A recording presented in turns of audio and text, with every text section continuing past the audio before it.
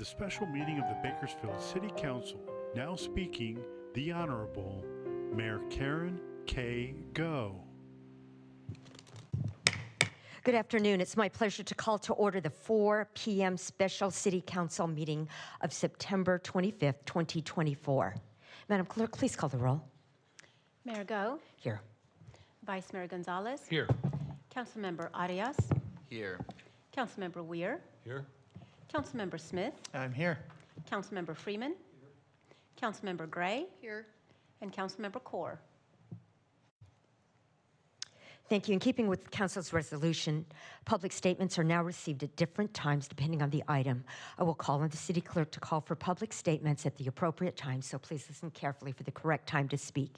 If you wish to make a public statement, please fill out a public speaker card and place it in the tray on the counter next to the speaker's podium.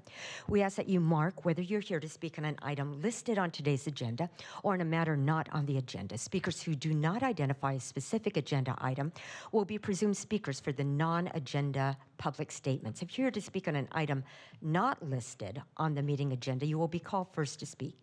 Statements are given a 2-minute time limit per speaker's 20 minutes total for all non-agenda public statements. So if you're here to speak on an item listed on the agenda, I will call for you at the appropriate time. If public statements become disruptive and I have to clear the chambers to regain order of the meeting, you will be called in one at a time to provide your public statement when your item is called. Everyone in attendance is expected to adhere to the rules of decorum established by resolution of the City Council. Failure to abide by the city's rules of decorum, including any disruptive behavior that interferes with our ability to have an orderly and efficient meeting, prevents the City Council from conducting the business of the city. Consider this a first warning to everyone in attendance that conduct that disrupts this meeting may result in expulsion and/or the chambers being cleared. Behavior that disrupts the meeting includes repetitive statements, shouting, interrupting staff or presenters during the meeting, speaking out of turn, outbursts from the audience, and surpassing the 2-minute time limit. Madam Clerk, do we have any public speakers regarding items not listed on the agenda? Mayor Go, we've received one speaker card regarding items not listed on today's agenda, and that speaker is Eddie Lane. Thank you. And for the record, Councilmember Core now has entered. Welcome.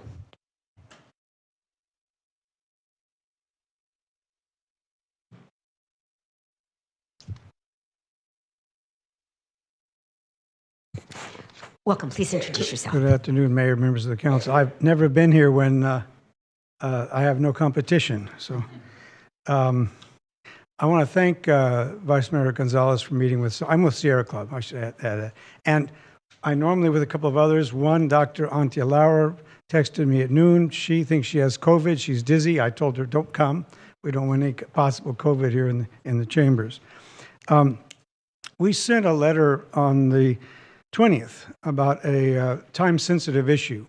We do have a meeting scheduled tomorrow with Rick Anthony to talk about the plan update, the master plan update. We're looking forward to productive discussion. But this is a time-sensitive issue. It has to do with the sediment on the river. And I'm passing around one copy with actual colored picture in it. In a September 5 article from Lois Henry, she said, the last time the city cleared this channel was 2020. It scraped the riverbed and banks clean, leveling islands and taking out strands of what observers said were native willows. There was a severe public backlash. The hope is this time they stick to the primary floodplain, but they never do, said Bill Cooper. He's of the Parkway Foundation. What we're asking for, because this is planned pretty soon, we're not sure when, maybe within the next week or two, we're asking that the city ask that there be we want a written plan in advance so that the kind of thing that you saw in the letter we're passing around and a few pictures is not duplicated. The Kern River bike path is really a jewel, as is the Kern River in Kern County and in the city. We need to protect it. We need to have a plan so that the secondary floodplain with that little fragile vegetation that's there is protected. Thank you for this opportunity. Thank you, Mr. Lane. Madam Clerk, do we have any public speakers regarding items listed on this afternoon's agenda? Mayor Go, no public speaker cards have been received regarding items listed on today's agenda. Thanks. Next item, please. Closed session Item 3A, conference with legal counsel, existing litigation regarding Jeffrey DeBurn versus City of Bakersfield et al. And item 3B, public employee performance evaluation, city attorney. Thank you. Motion. Motion to adjourn to closed session. Return to closed session.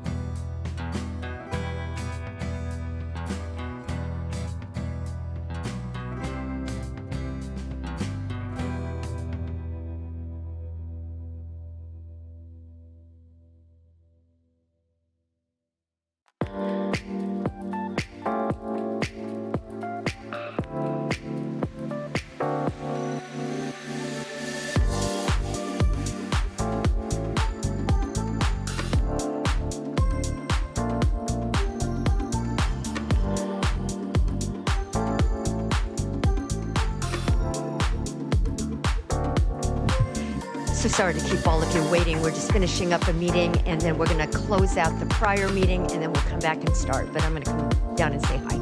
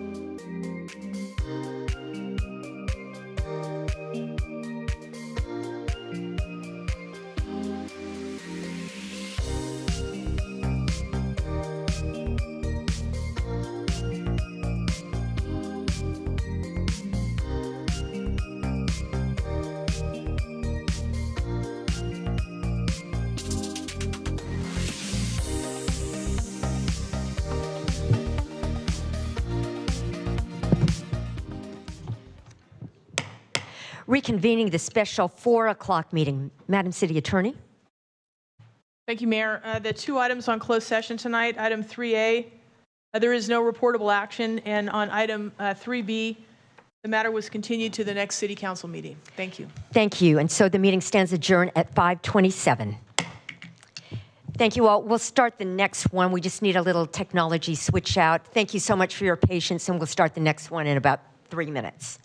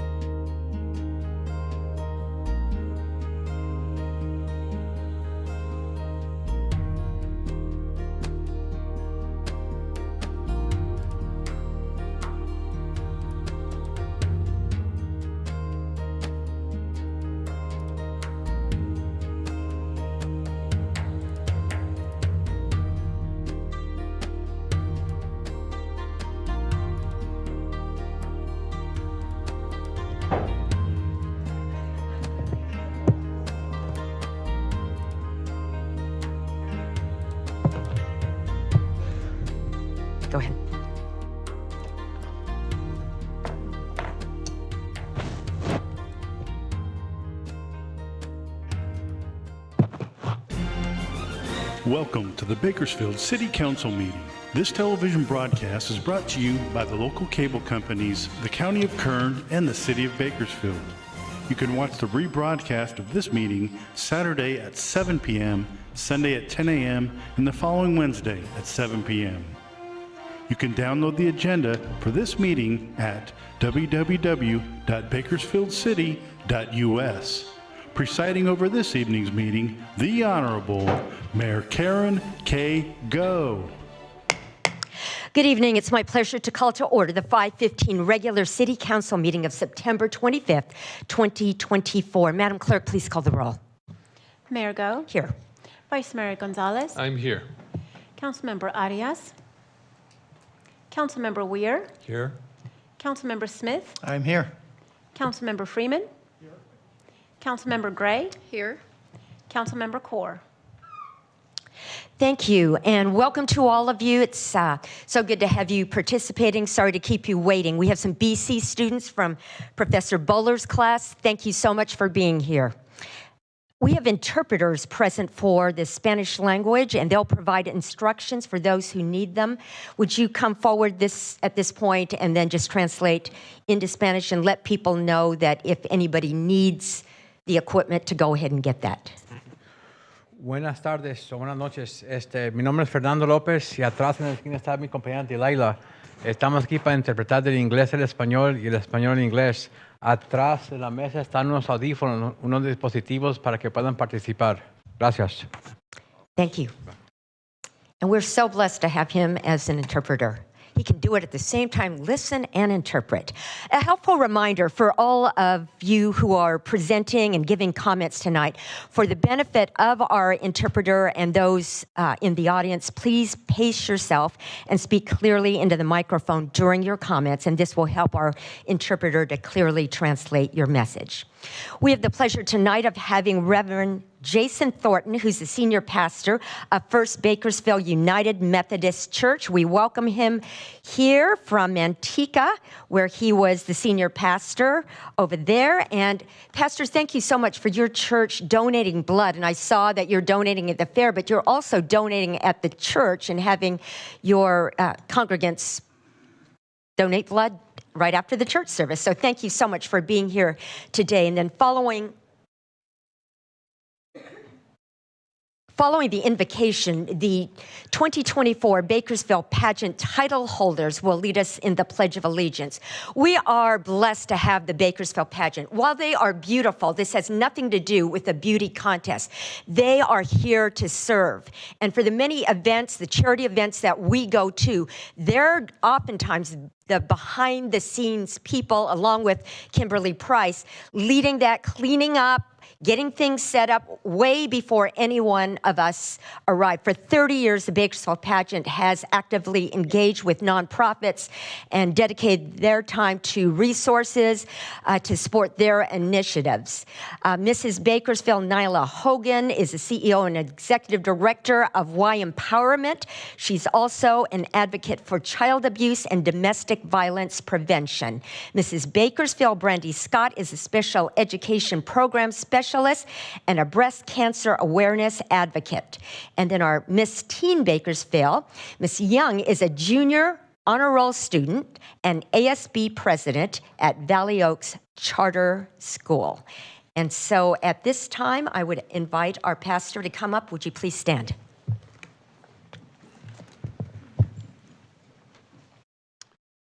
Please pray with me. Almighty God, Creator of heaven and earth and Lord of us all, we give you thanks for this day and this gathering of the leaders and citizens of Bakersfield, California. As we meet here tonight, we pray you bless us with your wisdom. Make us quick to listen, to have compassion for the needs of others, and to have a mind to find just solutions. Guide us in all our conversations and decisions, that peace grows from our time together, and through our work, the people and land of Bakersfield thrive with your grace. Amen.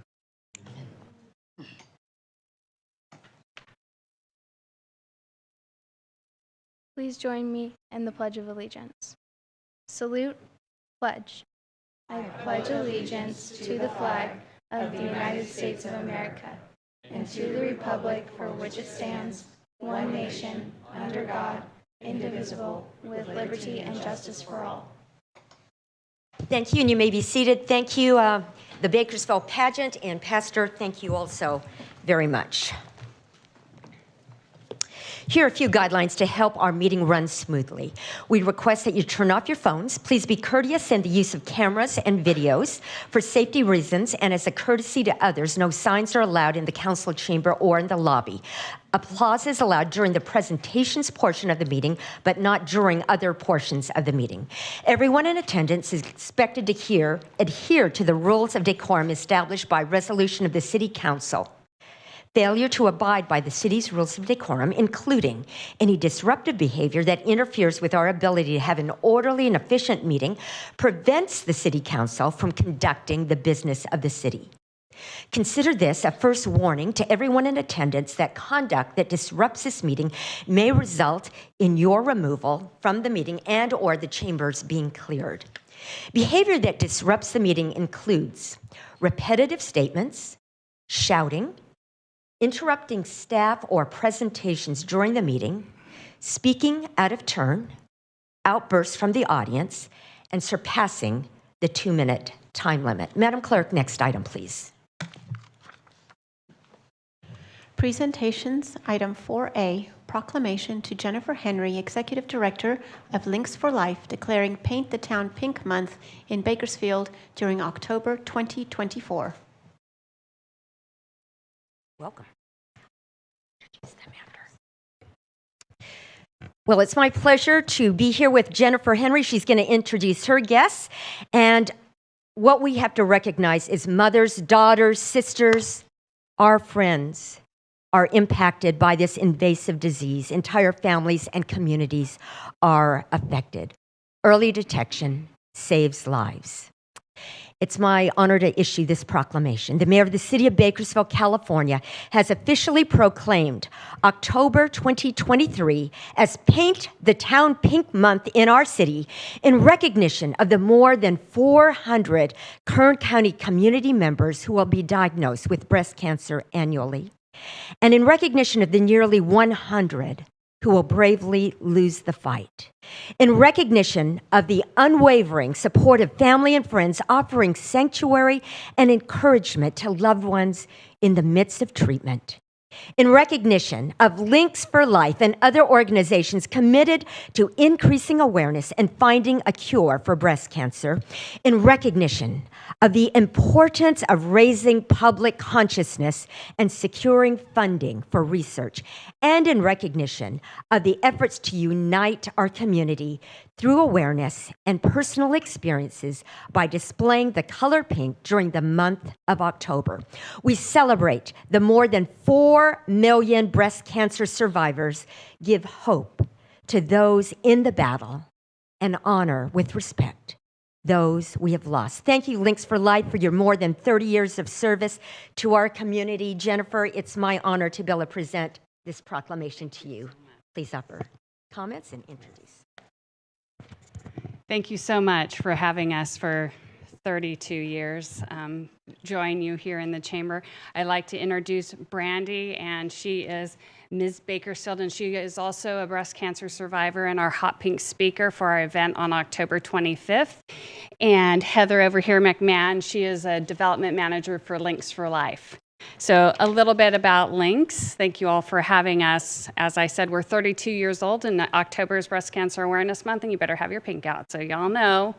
1 in 8 women will be diagnosed with breast cancer in their lifetime. So if you go to a banquet, and I'm sure you all do, one of the people at your table, if you're all women, will have breast cancer. Join us on October 5th, which is Lacing It Up, and it's at the Park at Riverwalk. Come join us. We'd love to have somebody proclaim October Pink the Town Pink Month that day. Unfortunately, Mayor Go is going to be out of town, so Vice Mayor Gonzalez, I would love to have you join me. This past year, we provided 143 mammograms and diagnosed 2 women with breast cancer who had otherwise gone without treatment. 513 attended between our 4 support groups. On the average, we have 80 survivors in our nutrition and grocery card program, and we provided 631 grocery cards to women in active treatment this past year.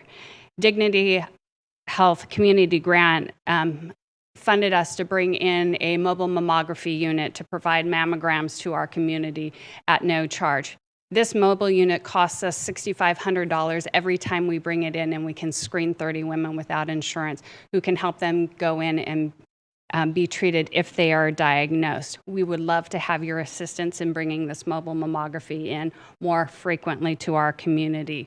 We are 100% local. We have no federal or state funding, and we have no national office other than Bakersfield. So thank you for supporting Links for Life. And we hope to see you at all our pink events. In your little bag, all 19 are listed in there, and you could just appear at one or a few. So thank you so much. Thank you so much. As you're taking a photo, Ms. Henry, thank you so much for your leadership throughout the years at Links for Life. You've provided so much vision and heart and compassion. I know many of my constituents in Ward 2 have benefited from your work over the years, and I just want to thank you for your partnership and leadership with the city, but also just in general in the community. And I know my colleagues share the same vision.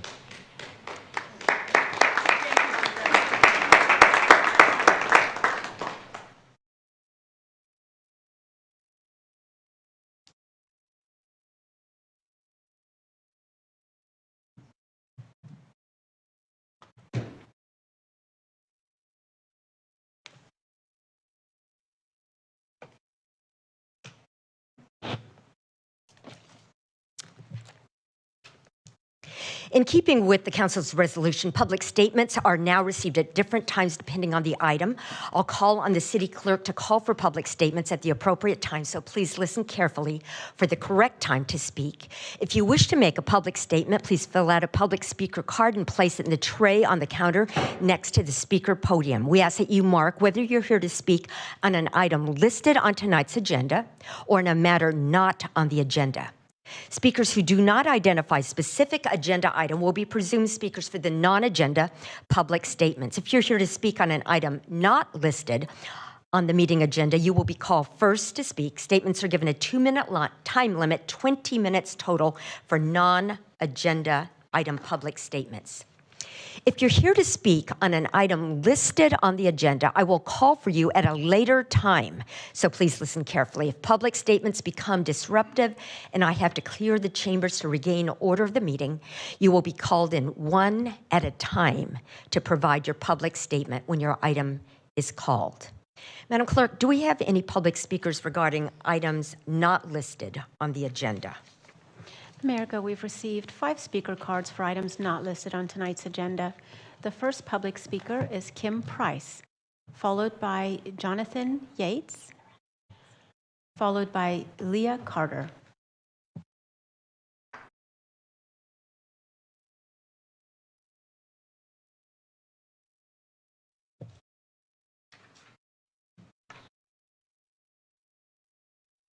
We have some documents for the council members. Go ahead and give them to the city clerk.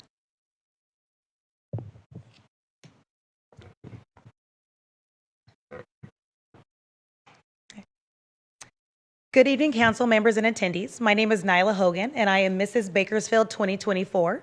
And I am here with my fellow title holders. I have Jenna Young, who is Miss Teen Bakersfield, and Brandy Scott, who is Ms. Bakersfield 2024. Not in attendance is Cameron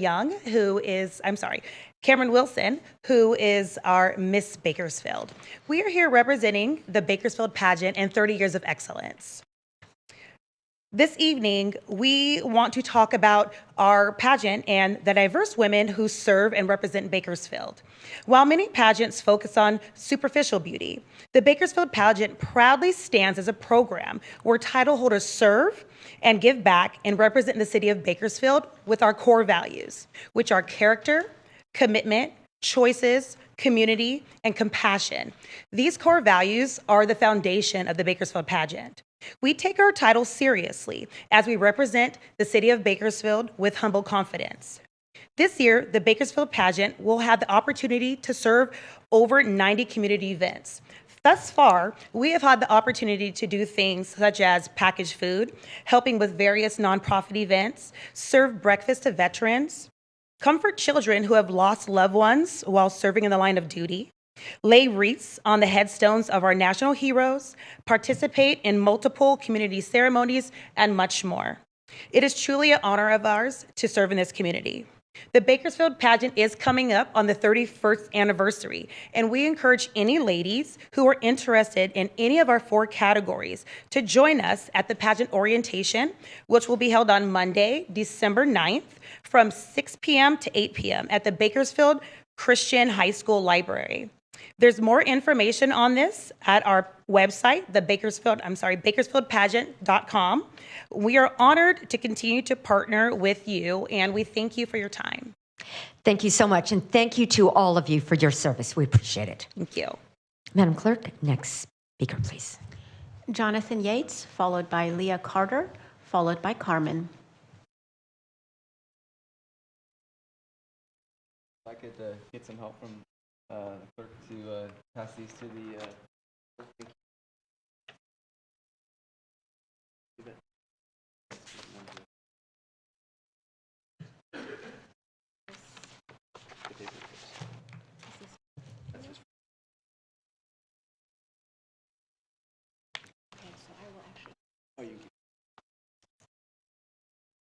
and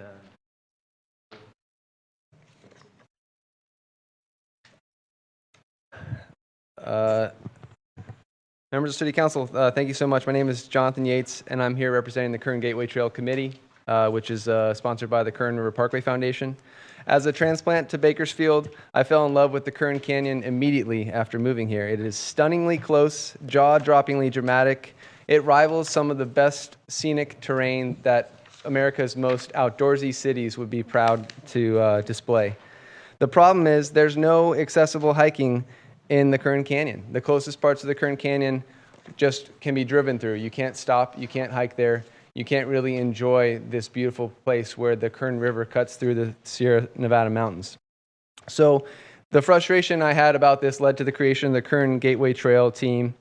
And we've developed a proposal for over 15 miles of hiking trail in the lowest part of the Kern Canyon. Most of this is on U.S. forest land. And we know that there are already existing trails here, and we want to connect them into a network of trails that residents of Kern County and Bakersfield will be able to enjoy. Our proposal is to work with Forest Service, the Federal Energy Regulatory Commission, and Southern California Edison to create this trail. We have a petition with over 2,100 signatures that I've shared with members of the council, and hope you will take an opportunity to read it. And we really want to make this trail a reality and think it's super critical that we have support of our elected officials for this quality of life amenity. Thank you. Thank you, Mr. Yates. Next speaker, please. Comment? Councilmember Smith. Thank you, Mayor.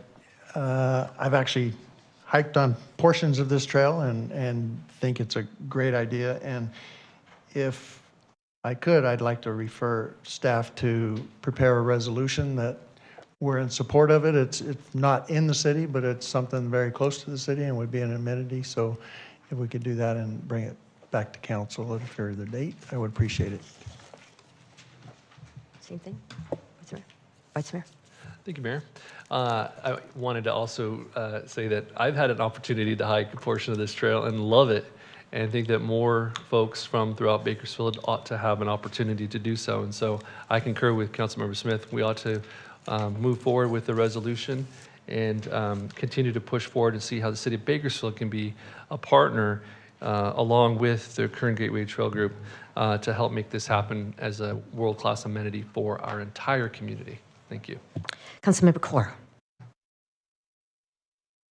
Excuse me. I just wanted to echo Councilmember Smith's referral and really support the idea, and thank you for bringing this forward. We're constantly thinking of ways to get our families outdoors within Kern County, within the city, and to know that this is such a close drive away, and to really spend time outdoors in a meaningful way, and to design it and for it to be an actual trail, something tangible that folks can be guided down and engage multi-generationally, I think is incredibly special. So just wanted to echo my support. Thank you for bringing it to the council. Welcome. Please introduce yourself. Thank you. My name is Leah Carter. I'm also with the Kern Gateway Trail with Johnny. I'm also a registered dietitian, a public health advocate, and the organizer of a local hiking club of over 3,000 members. All of the members in this hiking club are super excited about the Kern Gateway Trail. We have traveled all over the world to hike, and many of the members are very excited about this. All of the members are very excited about the trail because it will bring people to Bakersfield. It will make Bakersfield look good. It will increase the money coming into Bakersfield because people will travel to come here. We also are excited because as a public health advocate, and I'm sure many of you know that we have a high rate of obesity, diabetes, heart disease in Kern County, and supporting things that get people up and moving are what we need to do to help our population be healthier. I don't have to ask for support because you've already said you're going to support this, so I will conclude my comment. Thank you. Thank you, Ms. Carter. Madam Clerk, next speaker, please. Carmen, followed by Cecilia. Welcome. Please introduce yourself. Hello. This is Christian Gray, Patty Gray's son. He was harassing people and assaulting people out in front of City Hall. Still, nothing has been done. Absolutely nothing. I'm here to oppose the $100,000 given for landlord legal assistance. Funds should be allocated to give people housing and to keep people from living on the streets.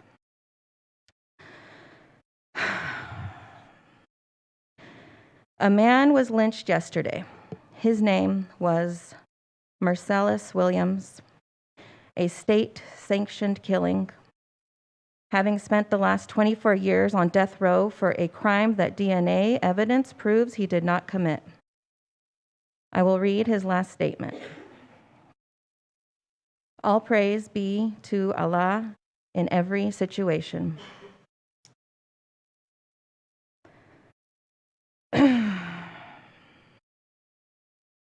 I will leave you with words from Y.K. Hong.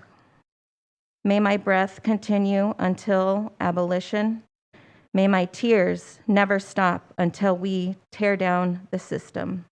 May my rage never dwindle until we free all beings. May my heart never recover so that we will revolt forever. Free Palestine and all oppressed people. Next speaker, please.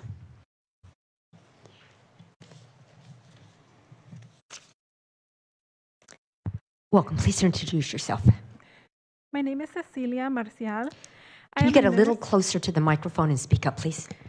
I am a nurse in the city of Bakersfield, and I stand here as a healthcare worker for Palestine. I am here because I believe in a Palestina libre, and I understand the interconnections between the imperialism the United States inflicts on the world and the oppression we face at home. The people in this chamber do not deserve your votes or your loyalties. They do not care about you. They will criminalize our words because they would rather see us imprisoned than hear the truth. That's why there's so many police in this chamber, because our words threaten their existence. Our words are enough to inflict state-sanctioned violence. They would rather represent landlords than our right to equitable housing. They only care that we keep funding their wars. They would rather see us dead than protect our right to health care. In the United States, as many as 45,000 people die each year due to lack of health care. And it's time that we came together to care for each other as a community, to defend ourselves against imperialist governments that fund genocide and criminalize marginalized people for being in their way. It's time we come together for Palestine. And I would just like to say that we're here, we're at your table, and you still constantly ignore us. What else do we have to do? For everyone else in this room, it's very easy. They just come here and you agree with them. You don't even look at us. You don't talk to us. Where is our representation? Not in this chamber. Madam Clerk, do we have any other speakers? Mayor Go, that was our final speaker for non-agenda items. Thank you. And now we'll move to the public statements listed on the agenda. If you're here to speak on appointments, item 6A, or items listed under consent calendar, item 7, your time to speak is now. Again, each speaker will be given a 2-minute time limit, and each agenda item is limited to 20 minutes total. The consent calendar as a whole constitutes one agenda item. If you're here to speak on new business, item 12A, now is not the time to speak. You'll be given an opportunity to speak when that item is called later in the meeting. Madam Clerk, do we have any public speakers regarding items listed on appointments, item 6A, or consent calendar, item 7? Mayor Go, we have not received any speaker cards for appointments item 6A, nor for consent calendar items. Thank you. And now, next item, please. Consent calendar items 7A to 7I for approval. I apologize, Mayor. Appointments item 6A, 2024 Cal Cities Conference Delegate. Thank you. Mr. Clegg. Thank you, Mayor and Council. As is typical each year, as we send council members to attend the California League of Cities Conference, there are limited action or policy items on which the city is asked to take a voting position. And we invite the council to identify a delegate and alternate each year. What's something new is that you can identify up to 2 delegates if you so desire going forward. But this is the time for council to appoint a delegate, and the process typically is by nomination from a council member on the dais for another council member, and that could include the delegate and 2 alternates, or it could include just the delegate, and subsequent action could be taken if there's a desire to still have an alternate. Thank you, Mr. Clegg. I don't see any requests to speak at any Mayor, nominations. I'd like to make a motion to appoint Councilmember Arias to be our voting delegate to the California League of Cities General Assembly. Alternate. Is there a council member who'd like to be the alternate? Councilmember Core? All right. And I'd like to also nominate Councilmember Core to be the alternate delegate. Thank you, Councilmember Core. That's my motion. You have a motion? Please cast your votes.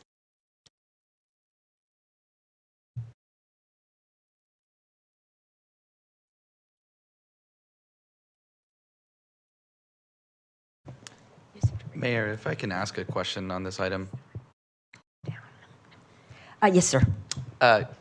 Question for Christian and maybe Anthony. Are there, maybe it's a little too early, but do we have any, do we think that there's going to be any major items for the delegation to vote on? It's in your packet. There's just one. Would love to hear more about that. Sure. Honorable Mayor, City Council Anthony Valdez, Assistant City Manager. There is one resolution that was provided. The one resolution was created by a city down south and asks the state to have the same rules for state lawmakers as local governments with open meeting laws. And there's still an option for folks to submit resolutions via the petition process ahead of the General Assembly. So there may be additional resolutions that the Assembly gets. Great, that's all. Thank you. Next item, please. Oh, motion. Motion was approved with Councilmember Freeman absent. Next item, please. Consent calendar items 7A through 7I for approval. Thank you, colleagues. Does anyone wish to recuse? I saw council member. Where did he go? He's supposed to read it. Oh, all right. Do you have it? We're going to move forward. So Councilmember Freeman is recusing himself. Councilmember Freeman is not at the dais at this moment, so I'll make a motion to approve the consent calendar. You have a motion. Please cast your votes. Where's this?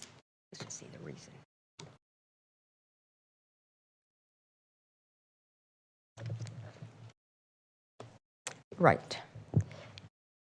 Madam City Attorney, do you need the reason read for the record? Mayor, if I understand it, Councilmember Freeman is just simply not here. It's not that he was recusing himself. Oh, okay, he was earlier. Okay, we're good now. Next item, please. Motion was approved with Councilmember Freeman absent. New business item 12A, approve neighborhood stabilization and prevention program funding priorities. Before we begin, please note that if you're here to speak on new business item 12A, the city clerk will call for public statement after staff's presentation. So each speaker will be limited to a 2-minute time limit. There will be a 20-minute time limit per item. Mr. Clegg. Thank you, Mayor and Council.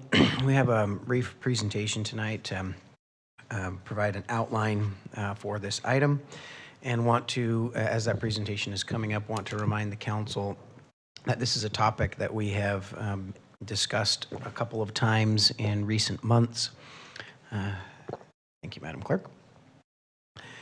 And that this is in follow-up to some of those prior conversations. We heard this item in June and July of this year to take a look at some of our prevention services that we offer related to housing.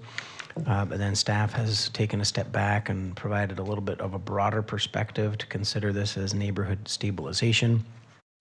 And some of these slides are just reminders again that we've taken a strategic look to consider items that are in our homeless collaborative action plan. There are numerous strategies, but some of those focus specifically on prevention. We also have our affordable housing strategy that has actions that are related to prevention services as well as other more proactive steps. And then also our own housing element, as it's being drafted and adopted, has multiple strategies, one of which is focused on preserving housing, and there are multiple strategies focused on prevention and stabilization.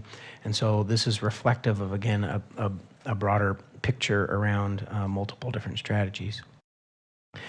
This is, again, a reminder to Council. These are programs that are already city funded and city implementation.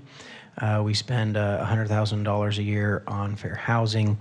Our home buyer assistance program has roughly $250,000 a year that goes into different outreaches, as well as we have funding to help with first-time home buyer assistance. We also have funded tenant-based rental assistance. You'll recall during the pandemic there were significant funds that were made available by the federal government, but the city has actually set aside $4.5 million through different funding sources. These are largely funds that have come from state or federal sources, but we also set aside $750,000 of general fund one-time monies to extend the rental assistance program earlier this calendar year, as well as $250,000 that was set aside to create a rental barrier removal fund. And we also have funds in this year's Housing and Urban Development Department allocations, our home funds that have been dedicated to assist with rental assistance after the same pattern that we've continued post that pandemic funding. Also, we have an annual allotment that goes towards some ADA improvements. We also have a home weatherization and solar installment program that's been funded under ARPA, $1 million under ARPA. The eviction prevention pilot is about $350,000. It's worth also noting that we have our Prosperity Neighborhoods program, which does a variety of different things in our disadvantaged neighborhoods, but we've set aside several $1 million the last couple of years to get at priorities as they're identified by our community in these neighborhoods, as well as by staff in these neighborhoods. And then I would also reflect that we have other funding from our entitlements, HOPWA funding, that also about $1 million goes towards housing at-risk individuals. And then lastly, with the home weatherization and solar programs under the TCC program, that's about $7.5 million. It's going to really benefit our disadvantaged communities identified in the TCC application to do a lot of good work in those areas, as well as there's a displacement avoidance allocation within the TCC project that's almost $1 million. And so we do have significant investments into these areas in spaces that make sense for the city, but we were looking at if, there are additional programs, what would we recommend as, the next set of priorities? And so I've been noting some of these different funding sources. I apologize, that slide was reflective of the comments I was just making, but we do have a number of different funding sources that we use to work on stabilization and prevention work. As we looked at, because following the June and July meetings, the direction from council was to really go and do research about what would be those programs, again, that could have the biggest impact. So again, we looked at our plans, we looked at other cities, what are best practices happening in other cities. We also looked at new emerging and promising practices, because this is a space where there's a lot of attention right now in housing and prevention.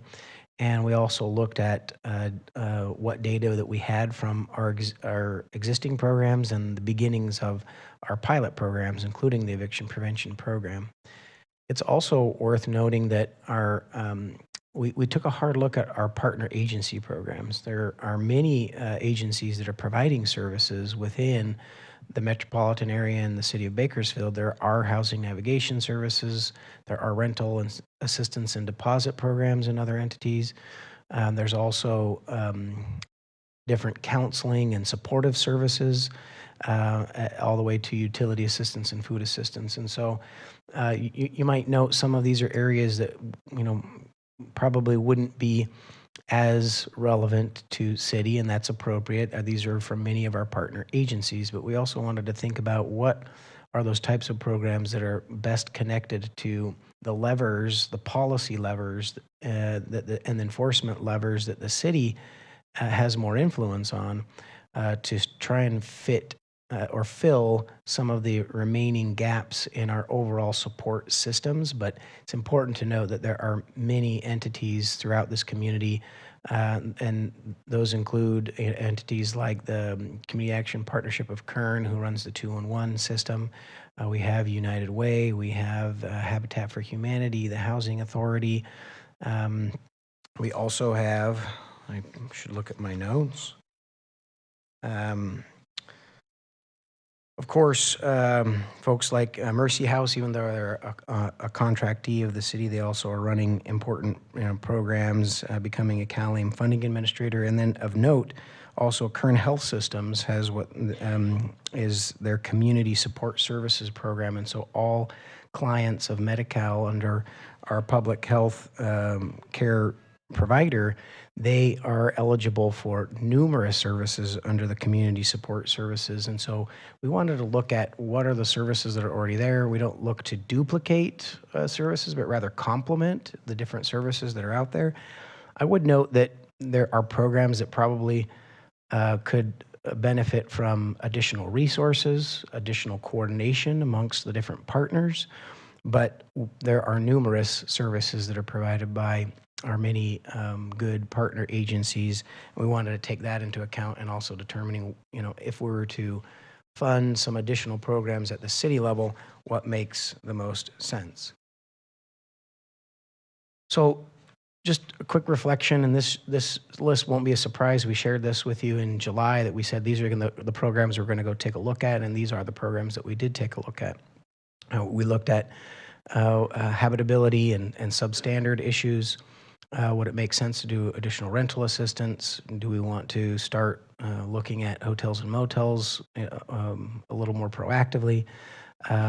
Utilizing the community land trust, more expansion of some of our existing programs, residential facade improvements, expansion of eviction prevention, and also just looking at our longer range strategic land use policies.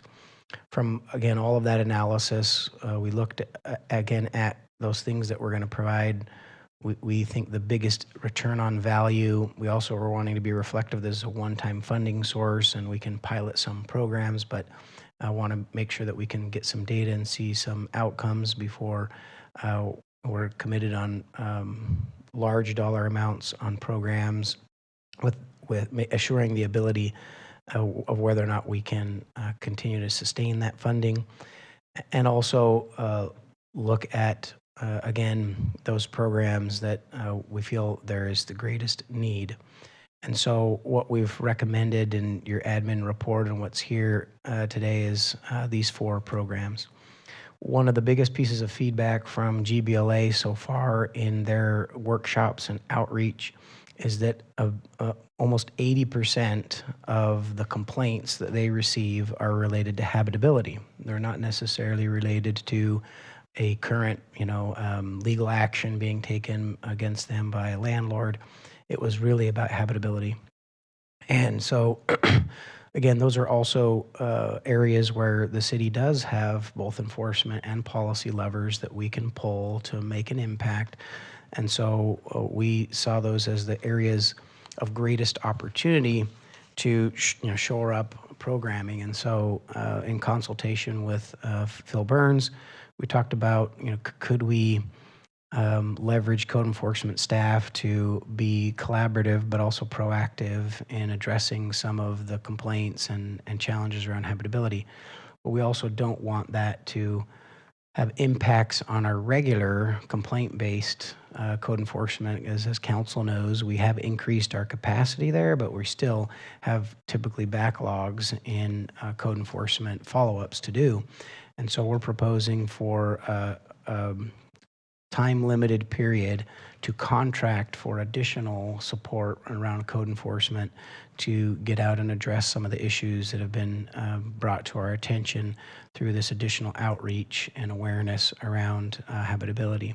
The second piece is to take funds and create a grant program that would allow us to address some of the substandard conditions in housing that are brought, again, to our attention either through code enforcement action or through referrals that come from GBLA, and work out a way to make fixes. I will acknowledge to council that is a important balance to strike, because we don't want to reward individuals who have not taken good care of their properties. But the flip side of that equation is individuals who may be at risk and hard to house could be out on the streets because that property had a substandard condition, was red tagged, closed. And that is the opposite of the intent of this program, is to try and keep people housed, but address those substandard circumstances.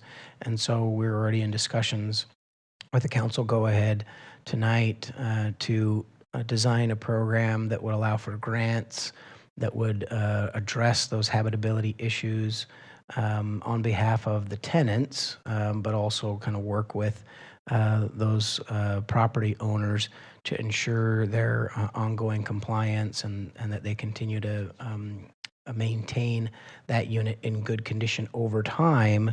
As, for example, we're contemplating a forgivable loan or forgivable grant that gives us the ability to confirm over time that those habitable conditions have been maintained, and if so, then that grant or loan obligation to pay back goes away. And that way, it benefits again the tenant, but has some accountability for the property owners. Lastly, 2 small funding allocations. I'll go to the last one first, which was just in response of council conversation on this topic back in July, was that as we have allocated funds for the eviction prevention program that allows for legal assistance and counseling for tenants, that there are at times landlords who also are not resource rich in the ability to understand some of the rules and laws, and also need some advice at times. I would say that the feedback from the community and from council related to this and staff related to this topic is that it is not intended for anyone and everyone, that there are those larger corporations that have the ability to provide for their own advice and counsel, but that we have many sole proprietors or families or individuals that have one, maybe two properties. We would recommend putting a limit that, and currently the discussion that we've been having is 4 units or less, that a landlord would be able to access some of this legal guidance and counsel so that there, again, is some parity between those who can get representation or guidance from GBLA.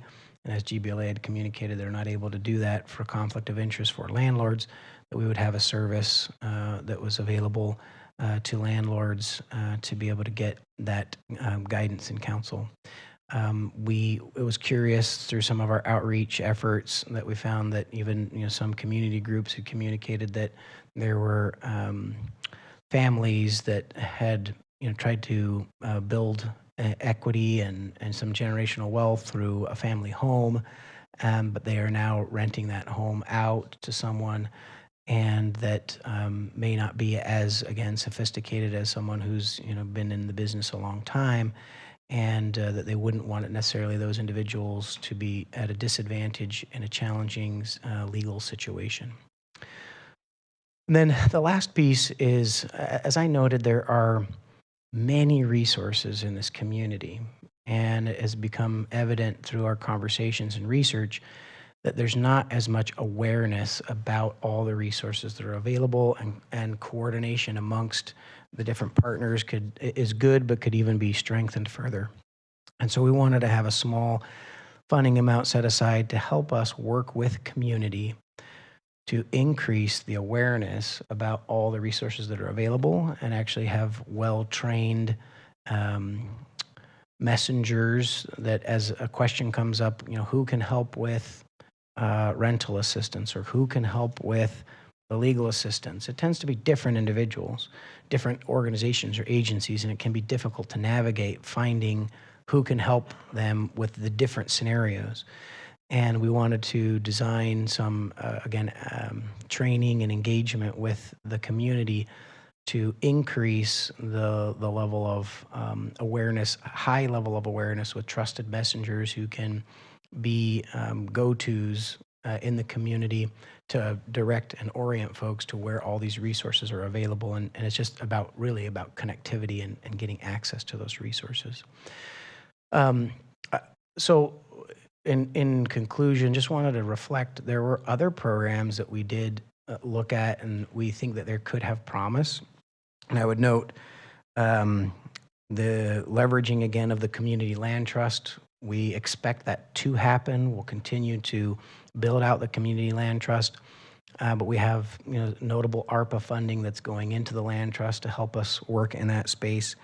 We also did some research on residential facade improvement grants. We think there's promise to that, but that these 4 items are more quickly actionable, and we think that there could be some prosperity neighborhood funds that could be made available to help with those residential facade improvement grants as they're designed.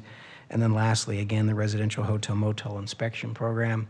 We think that that is something that we need to do some more homework on and could be a next step, but that these 4 areas, at least for this initial funding allocation from the ARPA savings, made the most sense to recommend to council as those items that we think will, again, have the biggest return on value for those dollars. With that, I'm open to any questions. Thank you, Mr. Clegg. We'll go to the public now. Madam Clerk, do we have any public speakers regarding new business item 12A? Mayor Go, we've received 5 public speaker cards. The first public speaker is Wendell Wesley Jr., followed by Shar Thompson, followed by Ash Hung.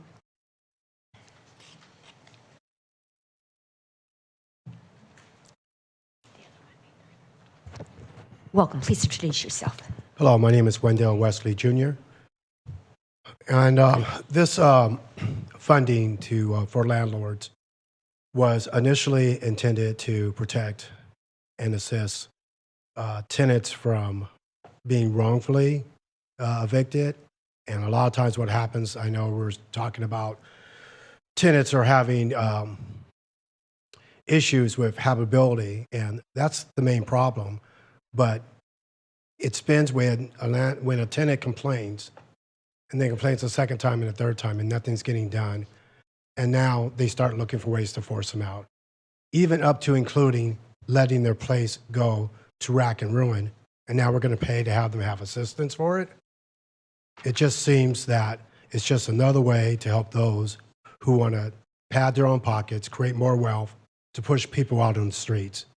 We already have a housing problem already, and we've already had the discussion where it's cheaper to keep people housed rather than having them put out on the street.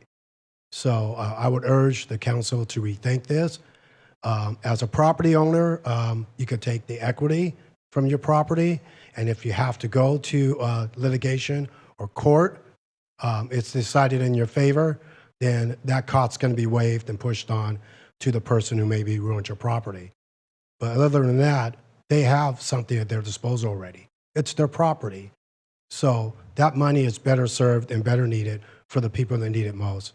Thank you. Thank you. Next speaker, please. Shar Thompson, followed by Ash Hung, followed by Sandra Melgoza. Welcome. Please introduce yourself. Hi, good evening, Bakersfield Council and Mayor. I'm Shar Thompson. I'm the Central Valley Regional Coordinator with Tenants Together. We're a statewide coalition, tenants' rights coalition, and in the last 2.5 years, I have been working alongside your constituents in regards to the formation of a tenants union that is focusing on educating their neighbors on their rights, to urge you to pass programs to help better their odds at keeping their housing secure, safe, decent, and affordable, along with organizing skills to ensure that they themselves and their neighbors remain housed. I also partner alongside many of your local organizations such as Leadership Council for Justice and Accountability, Kern Building Healthy Communities, and Faith in the Valley, just to name a few. I stand here with the people who have brought in their courage to look you in the eye and say that the 100,000 that you are allocating to line the pockets of landlords is bad business, very landlord biased, and not great for all your constituents, and which would also directly make the housing crisis here even worse. I feel that this allocation should be contributed to the Right to Counsel program currently in place, and to extend the restriction of who it serves. The program should encompass the education for both tenants and landlords already. There was recently a study done in LA and in Burbank to prove that landlords are doing just fine in providing their own legal assistance and representing themselves in court, which in turn allows for the tenants on the defense to be placed out of a home. Small landlords are not struggling with this, even in these rent-controlled cities. They are ending up with more than what their loss was, and I'm open to having further discussion and providing these reports.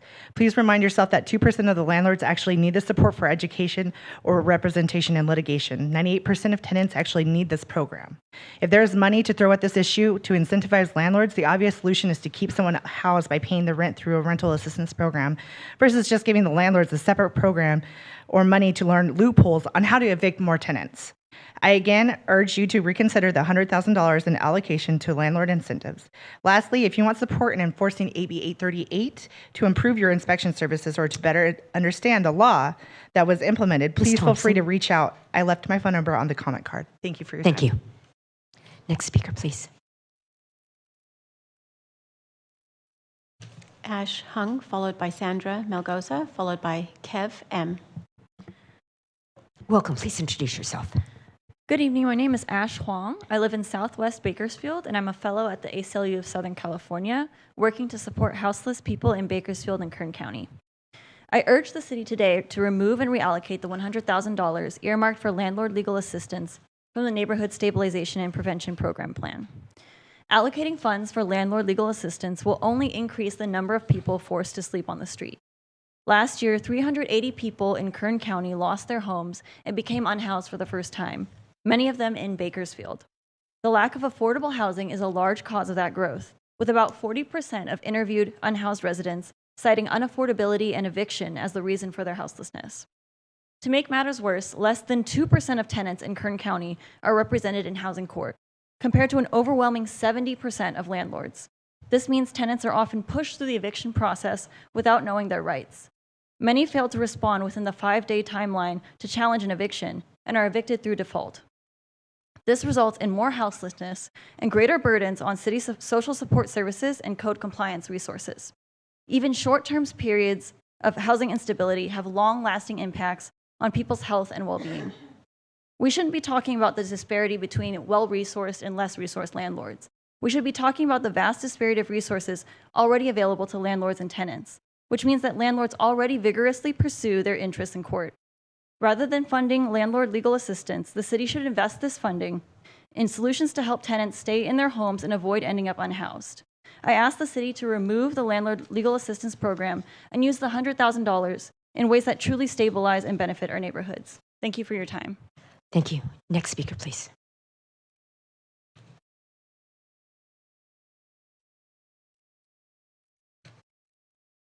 Hello, I Welcome. also have another speaker card, so.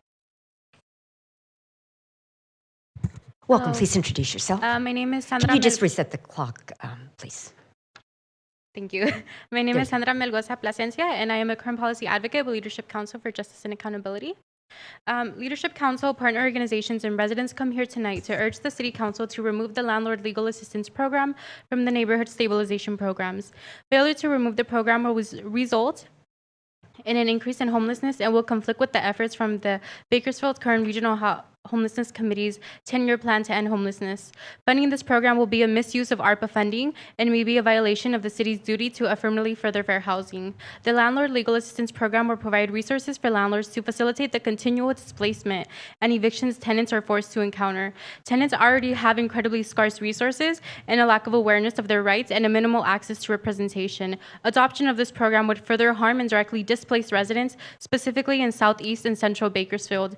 These communities are identified as recaps and the most housing impacted, in particular more prone to displacement. Moving forward with this program will certify that Ward 1 and 2 residents will be most at risk of displacement at the hands of landlords. This is a violation to the city's obligation to affirmatively further fair housing. Where will these folks go? With the vacancy rate at less than 2%, failure to meet RENA numbers, and a lack of shelter space, the city is directly facilitating and funding the displacement of families and children who have nowhere to go. The Bakersfield Current Regional Homelessness Committee's 10-year plan focuses on ending homelessness and states preventing people from losing their housing is obviously more humane and cost-effective than having to help them rebuild their lives after they become homeless. Facilitating entrance into homelessness conflicts this plan's goal, which the city has signed onto and agreed to follow. Lastly, ARPA funds are designated to address impacts from the pandemic, one of which has been housing instability. Funding this program with ARPA will be a misuse of funds as it will create more housing instability rather than address it. We ask the City Council to consider the detrimental impacts to human life and the impacts to the city's fiscal sustainability, as it will find that increasing homelessness with this program will eventually create a higher cost burden to the city and taxpayers. We urge the City Council to remove the Landlord Legal Assistance Program and use the funding for parks, recreational Ms. centers, Placencia, your time's up. infrastructure. Go ahead and just finish up what you have right there. Or infrastructure improvements for Southeast Bakersfield. Thank you. Thank you. Next speaker, please. Kev M., followed by Mariela Vega.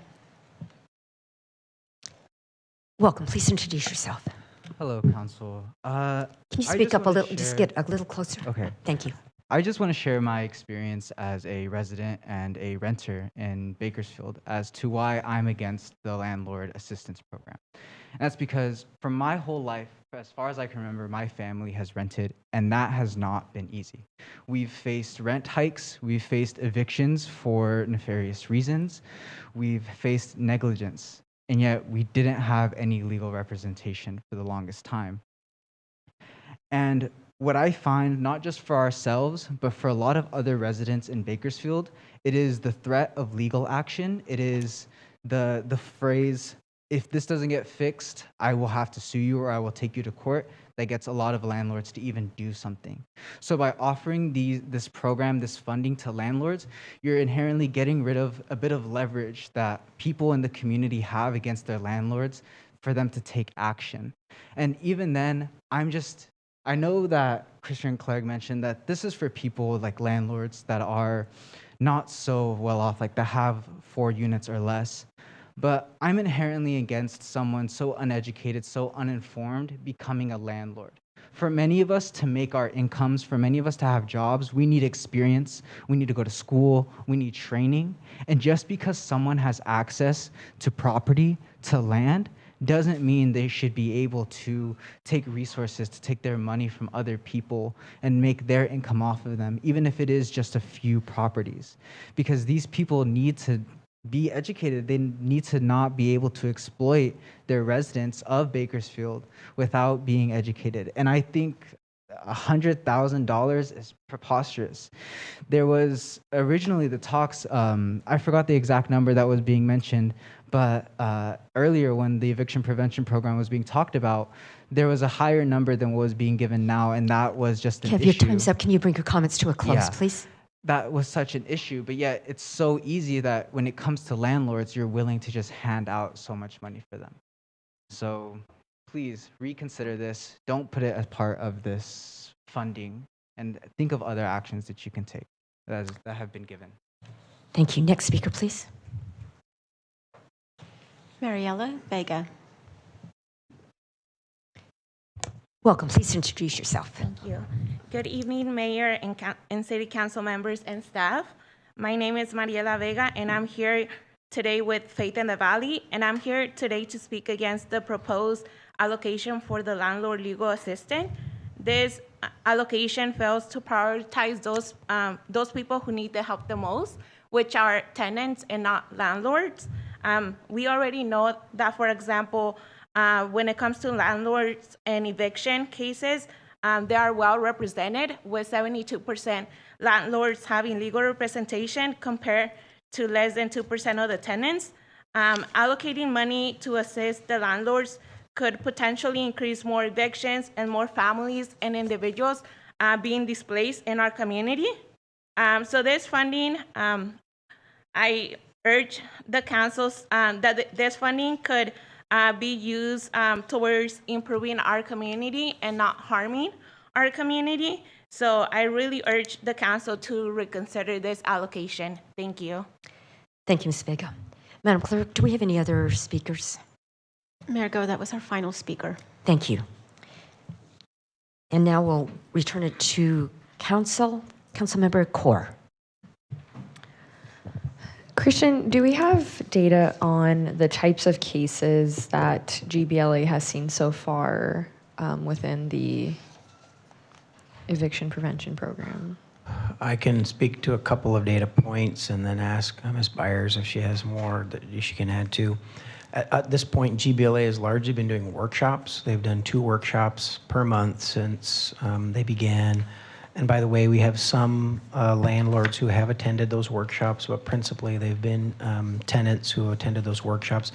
But I don't believe that we have data yet on the specific types of cases where they're doing some of that technical assistance. It's been mostly the data we have around the workshops. But if you have anything to add, Ms. Byers.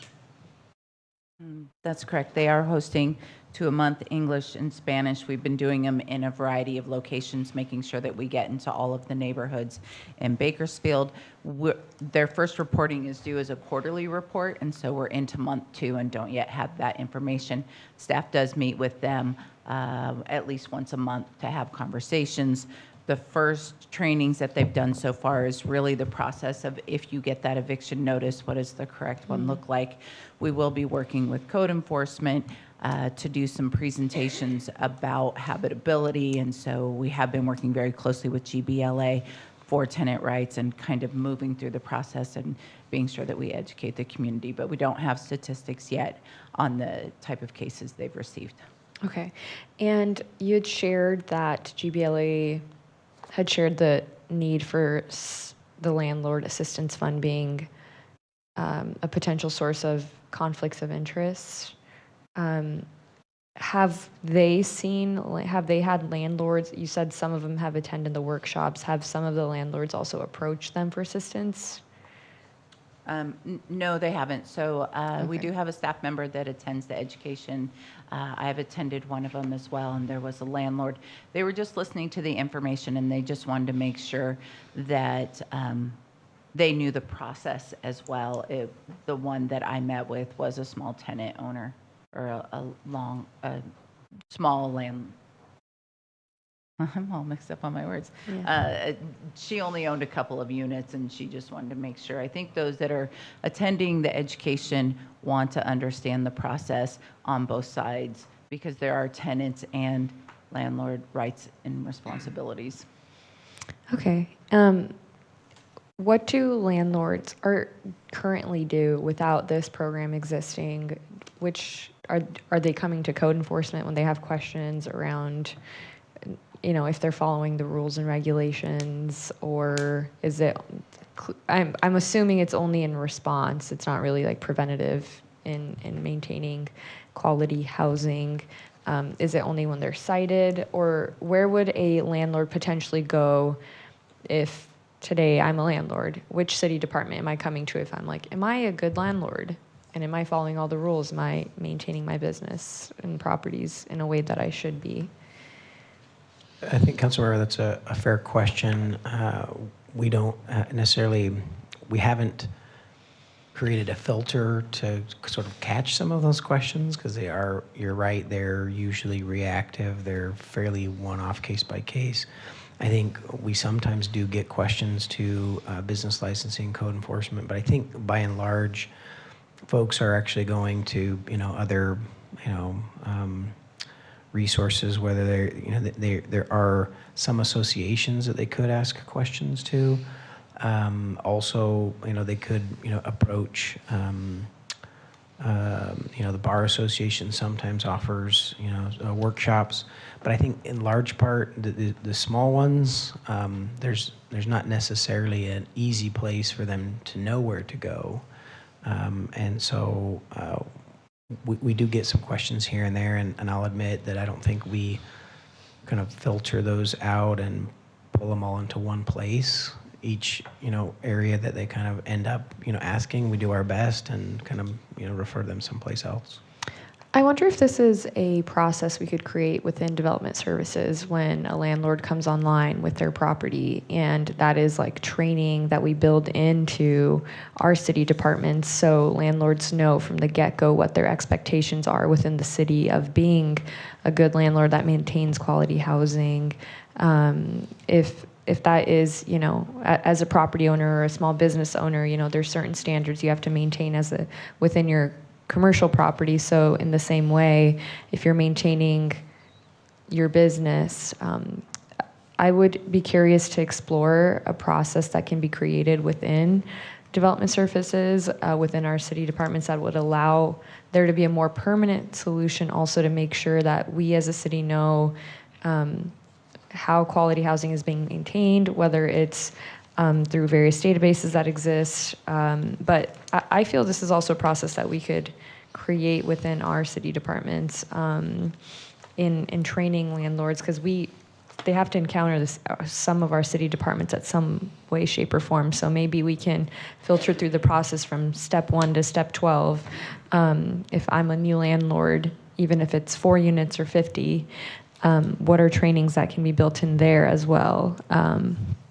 But I'm glad to hear the partnership with GBLA is producing the goal that we had intended, and it's meeting the intention of spreading information. And it's also good to hear that some landlords are attending and getting the information that they need. And I'm excited to see us build on that program as well. Yeah, thank you, Council Member. I think you brought up some good points. A couple different thoughts. The city attorney was nice to remind me, of course, we have our multifamily crime-free housing program, which the police department puts on. It is more designed and targeted for larger units, and it's more about trying to address crime prevention through environmental design and some other factors, but we do have that training program that exists today. As far as sort of the expectations for new individuals who may be renting out a property, it depends on the type of unit. We don't necessarily have a rental unit registry in the city, and so we're not always aware of those activities. And under our current code, they're not always obligated to, share that. Of course, there are business licenses that we have that cover some of this work. And obviously, the larger units, we do have, some, requirements to, for them to do certain documentation. But as our process is outlined today, there's not one shop that everyone goes through that rents a property. But I think that, that's part of your suggestion, but I was just clarifying that we don't necessarily have a one department that they all go through, but we could look at ways to better track and then provide materials and training.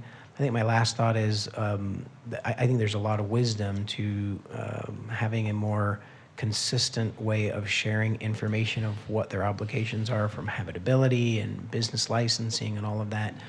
To just this point, you didn't suggest this, but wanted to clarify that I don't think that we would want to be in a position where we're providing any legal technical assistance. We'd tell them what the rules are and what their obligations are, but I wouldn't want necessarily the liability of the city providing some of that from our direct departments. But I think there's a lot of wisdom to creating a more standard process of sharing that information for landlords. That makes a lot of sense. I feel it hits on some of the more preventative. It's a more preventative approach that we then need code enforcement involved. We need to create something around habitability or whatever the Landlord Assistance Fund aims to address, in being preventative and providing that information through our city departments that exist. I feel it touches on all of the different points and can, if that's a system that we can develop internally and hopefully prevent some of the bad actors. It's, of course, it's on both sides, but I would just hope that we can explore a process that then we can utilize funds where they're most dire. So thank you for answering my questions. Thank you, Councilmember Kaur. Councilmember Gray. Thank you, Mayor. I've got a question for you, Mr. Clegg. ARPA funds, those were given to us one time. Correct. And for specific purposes, correct? Correct, Councilmember. And so what is the balance and what did we start with? What is our balance today? A very good question. I'll give you a pretty good sketch, I think, but it won't be to the dollar. So we started with about $94 million in ARPA funding. We allocated large portions of that funding to homelessness, to housing and blighted property. We've also spent on actually creating healthy public spaces like parks, addressing safe routes to schools so that people could get to public spaces. We've also spent on actually city staff time, fire staff in particular, who've been responding to individuals with health response calls, as well as some of extending utilities to areas that don't have access to water and sewer. Was one of the other categories. And so as we are getting close to the final spend down of ARPA, we've identified a few areas where we don't think that we're going to spend the full amount. We actually are, as of today, we're closer to only halfway spent down on all of the ARPA, but we have some very large allocations, like our an allocation to the Community Land Trust to purchase properties and build infill properties. That's a large allocation that's coming forward. We have some funds for park improvements, MLK Park, and so we're on a large spend down of dollars between now and December of this year that would spend down all of our funds or have them at least allocated to projects that will get spent down over the next 2 years. And so we've identified about the reason we had this $1.2 million in front of council is that we had identified savings in ARPA from a couple of programs that weren't going to spend all the way down. And so then these savings were available to allocate to other council priorities. And we don't think that there's going to be much other savings. There might be a little bit of savings that we identify between, again, now and December. But otherwise, we feel like we're going to be able to allocate or spend down the rest of those ARPA dollars in the next few months. Okay. Well, when I look at this, I know where it originated from, because to even go into this kind of research and decide where we can spend money, but it originated because there was talk on the dais that we wanted to increase the eviction program.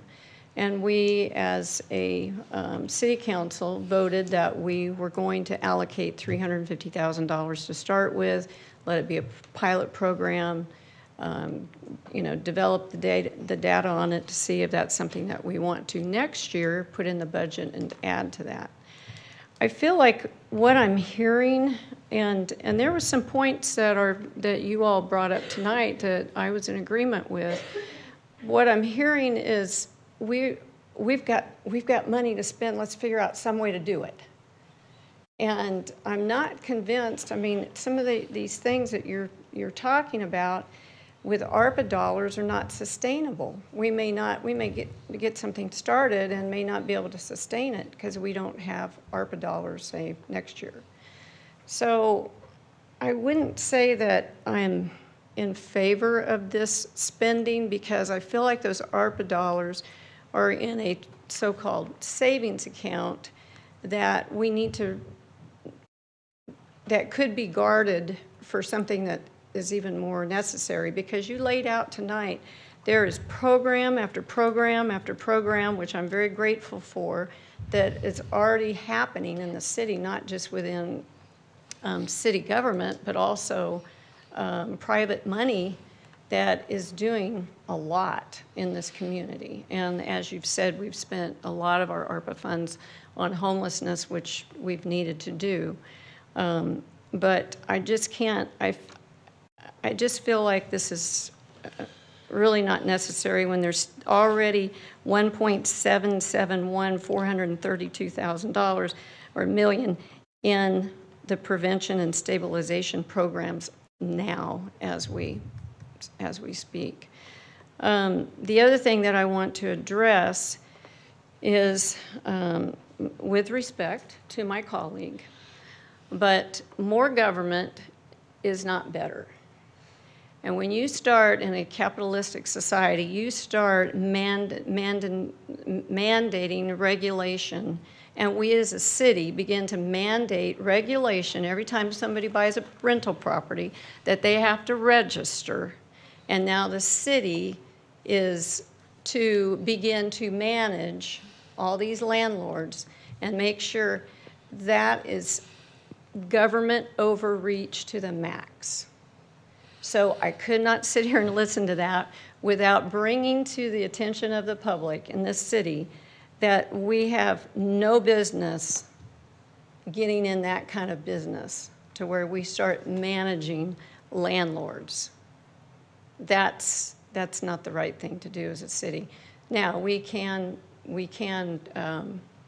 mitigate some of these things that we're talking about through pilot program and some of this other stuff, but to have a mandatory registry of landlords, that is way government overreach. I could never support such a thing, and I wanted it to go on record that I would never support such a thing. Thank you. Thank you, Councilmember Gray. Vice Mayor. I'm going to try to be quick here. So first, in response to Councilmember Gray, ARPA has certain spending timetables. For example, we have to obligate all of our ARPA funds by the end of this year. We also have to expend all of those funds by the end of December 2026. So I appreciate the idea of savings, and I join you in wanting to be responsible and build up our reserve funds as it relates to the general fund. But when it comes to these federal ARPA funds, there are deadlines for us to expend those dollars, or we have to turn them back to the federal government. And I, for one, believe that we should spend these dollars locally to help benefit the families that we represent.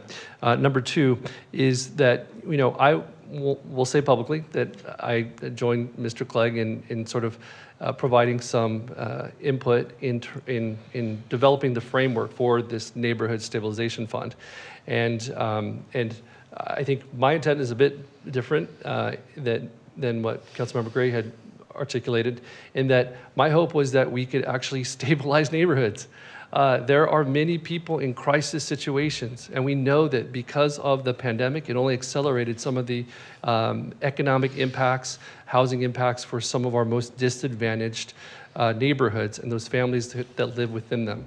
And so a lot of these items really speak to that point, that we ought to actually move into some strategies while we have these limited dollars in order to help those who are experiencing a crisis even still.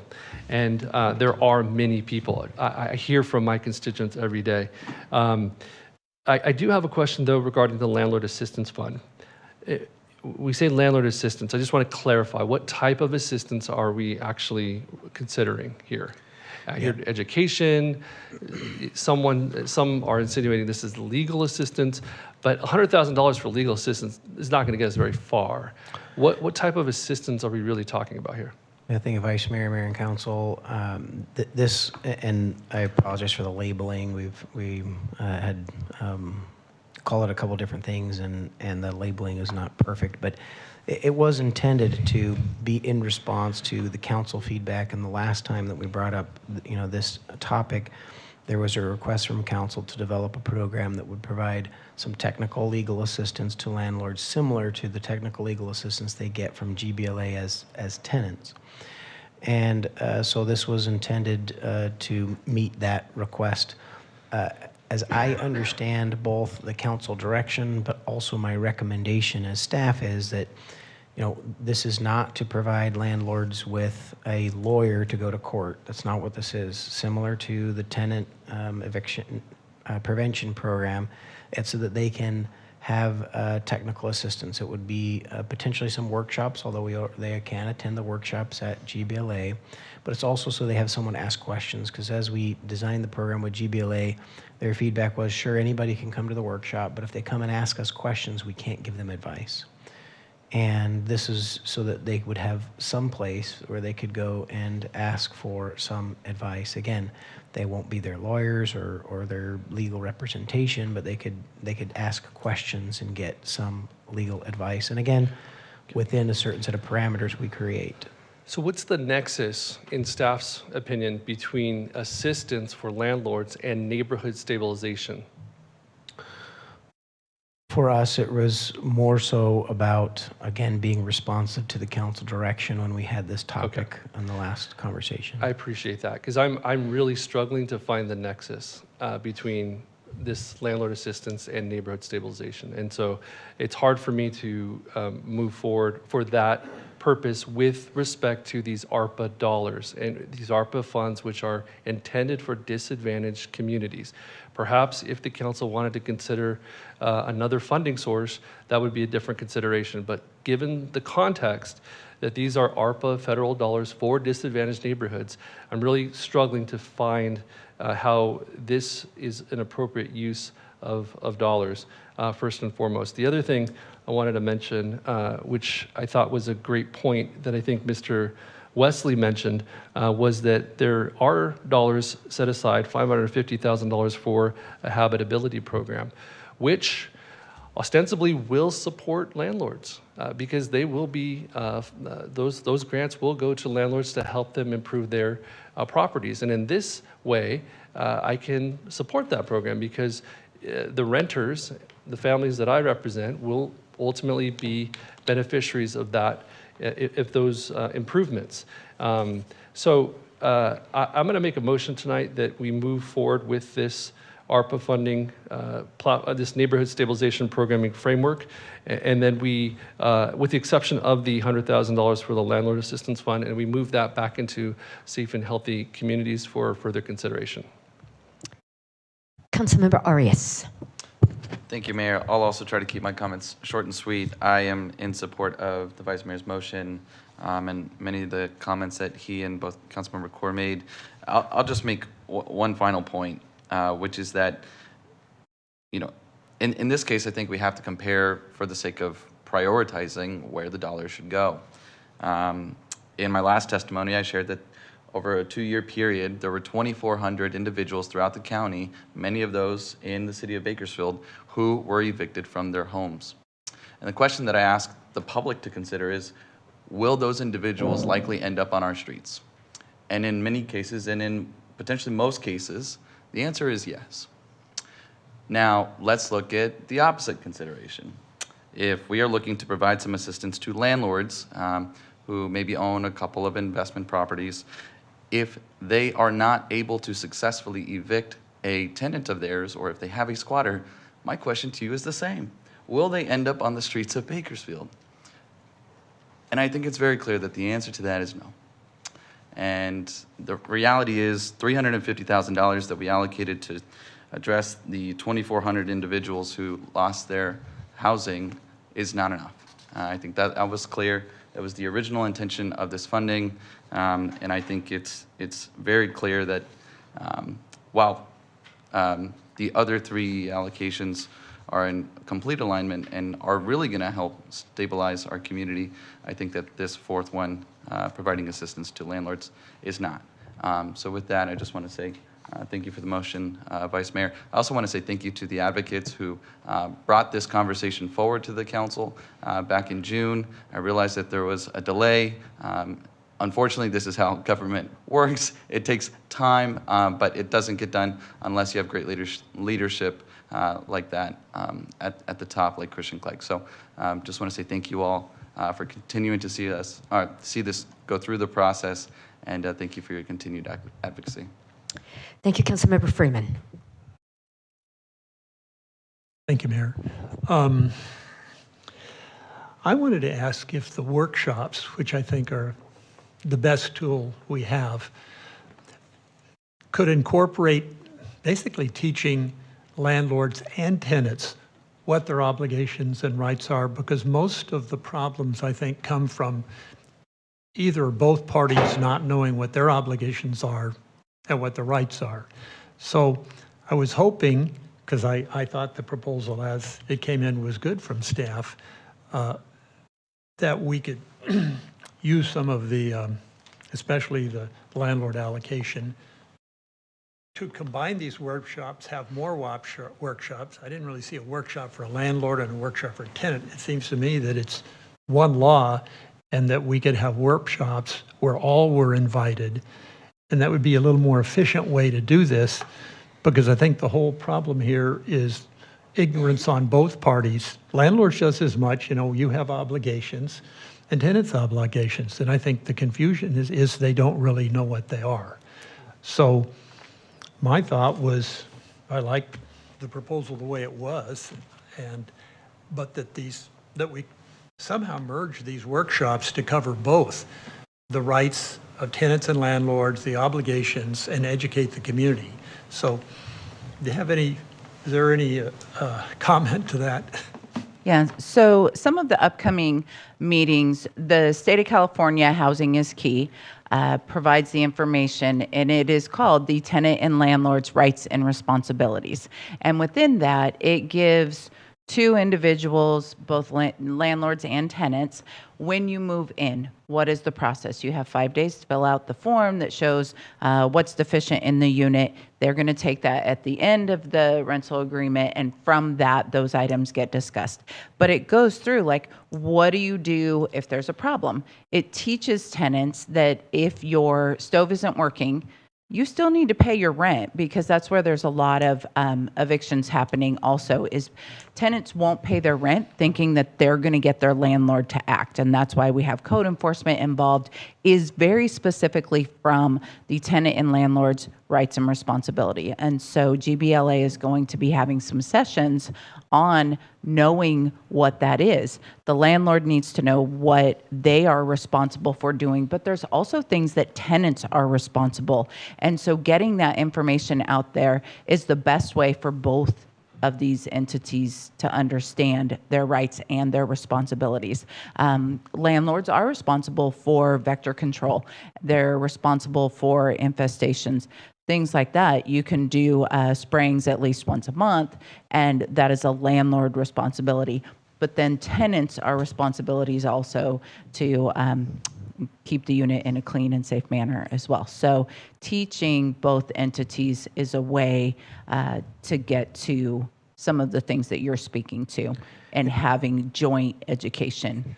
To just add a little bit, Councilmember Freeman, if I may, just really quickly, I think that to summarize the answer for your question, yes, the workshops are combined, can be combined. We could even do additional outreach to make sure landlords are, feeling invited to those workshops. I think the big distinction is if they have additional questions that they want to ask on a case-by-case basis for technical assistance, that's where there's a difference. But the workshops can be done together. Well, I like the idea in staff's recommendation that there was some money, and it really says it's for landlord, but I kind of like it for the combined education myself. That we don't take all the money away from trying to educate the landlords. That's why I thought that was good to be in there. So for that reason, I kind of support staff's recommendation. And I guess the protocol, somebody has to make a motion to see if anybody else does or not. So I'd make a motion to approve the allocations as presented in staff's recommendation. Thank you, Councilmember Freeman. Councilmember Kaur.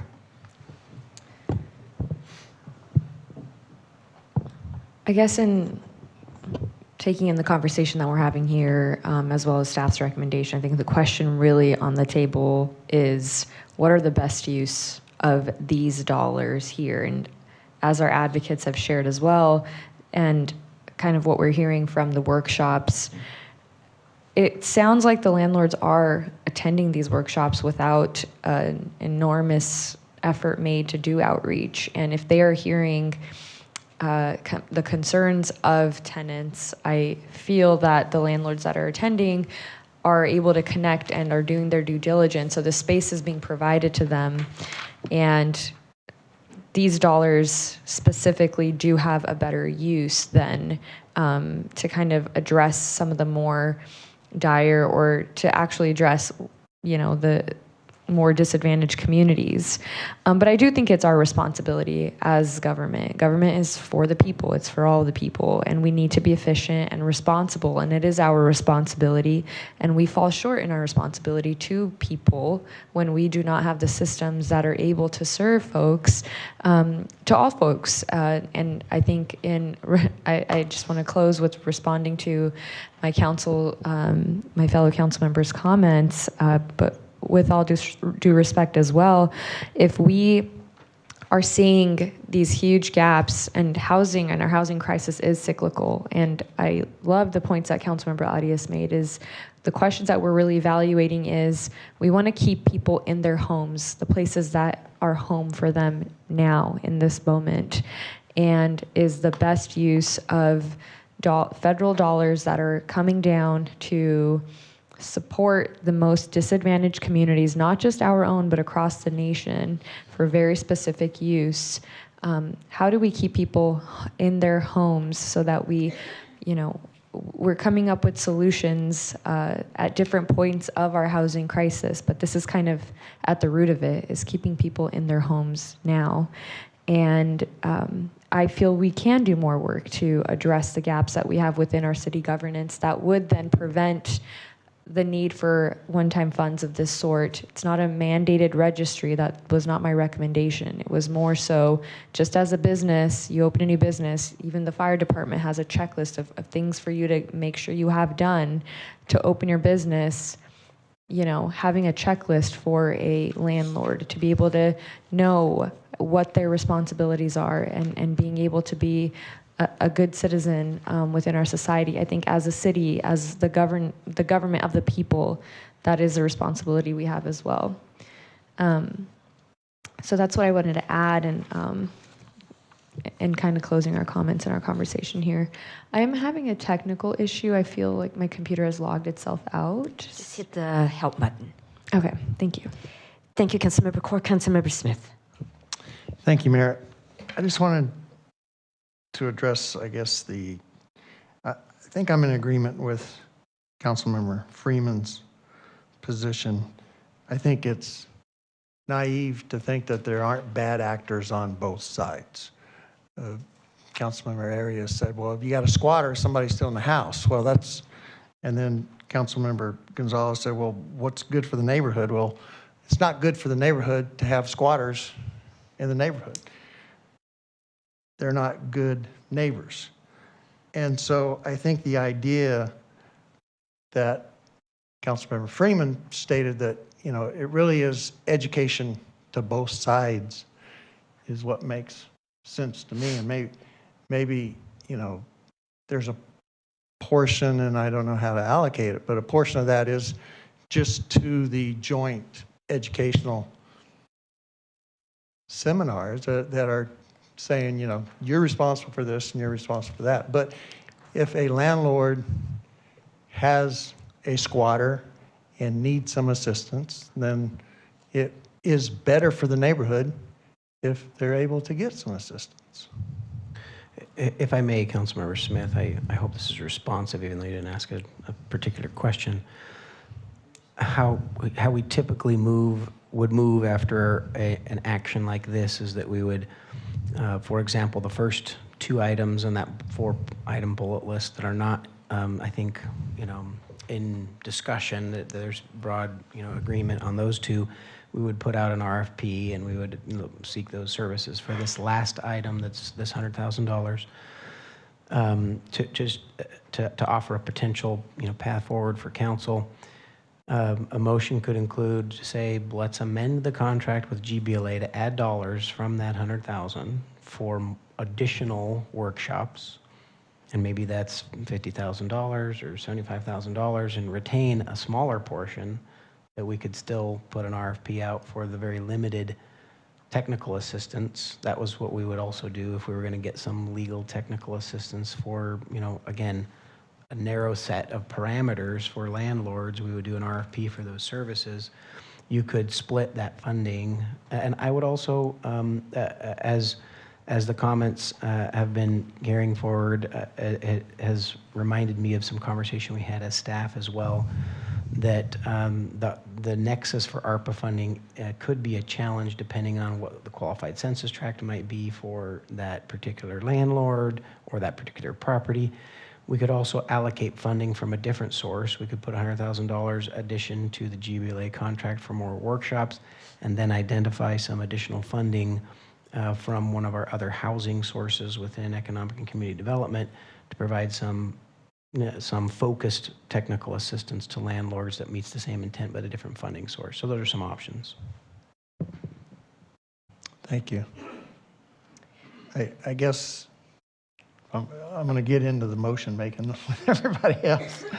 I think your option of, let's just put the $100,000 into the GBLA contract and more workshops, because that seems to be the most effective and is helping the most people and helps both sides, and then make a referral to staff to find another avenue to perhaps help the small amount of landlords that need assistance.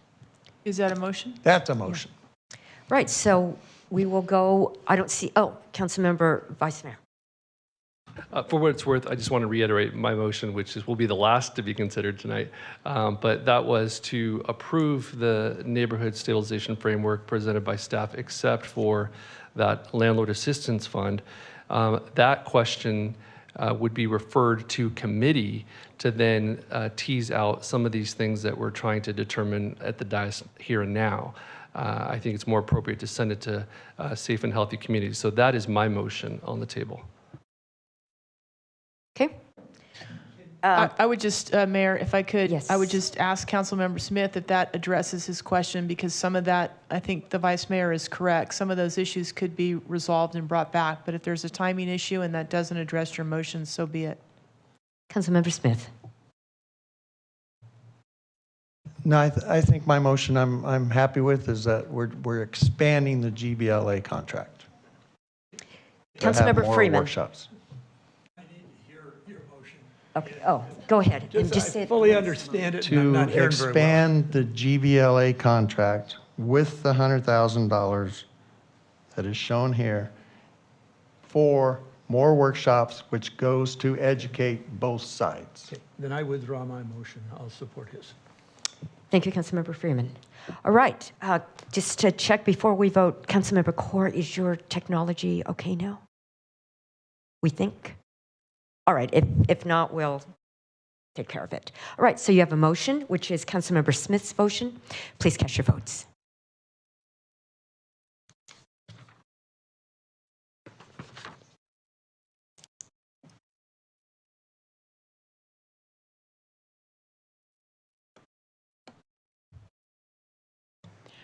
Motion failed with Vice Mayor Gonzalez, Councilmember Arias, Councilmember Weir, Councilmember Gray, and Councilmember Core voting no. Thank you. And so now we will take the next motion, which is the Vice Mayor's motion, since the other was withdrawn. You have a motion. Please cast your votes. We might need to refresh here.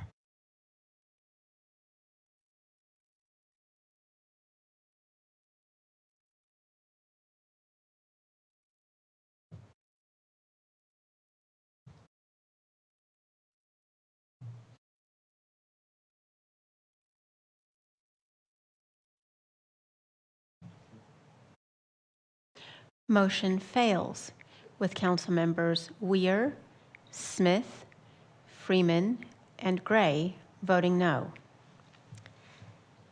Thank you. So, Madam City Attorney, I see you are going to help us out. I will try. By operation of law, there is no motion then on the table. I would suggest perhaps the Vice Mayor make a motion as to the 3 items, and staff can come back on the $100,000 at a later point.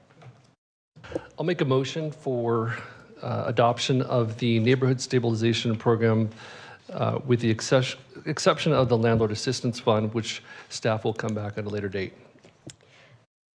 You have a motion? Please cast your votes.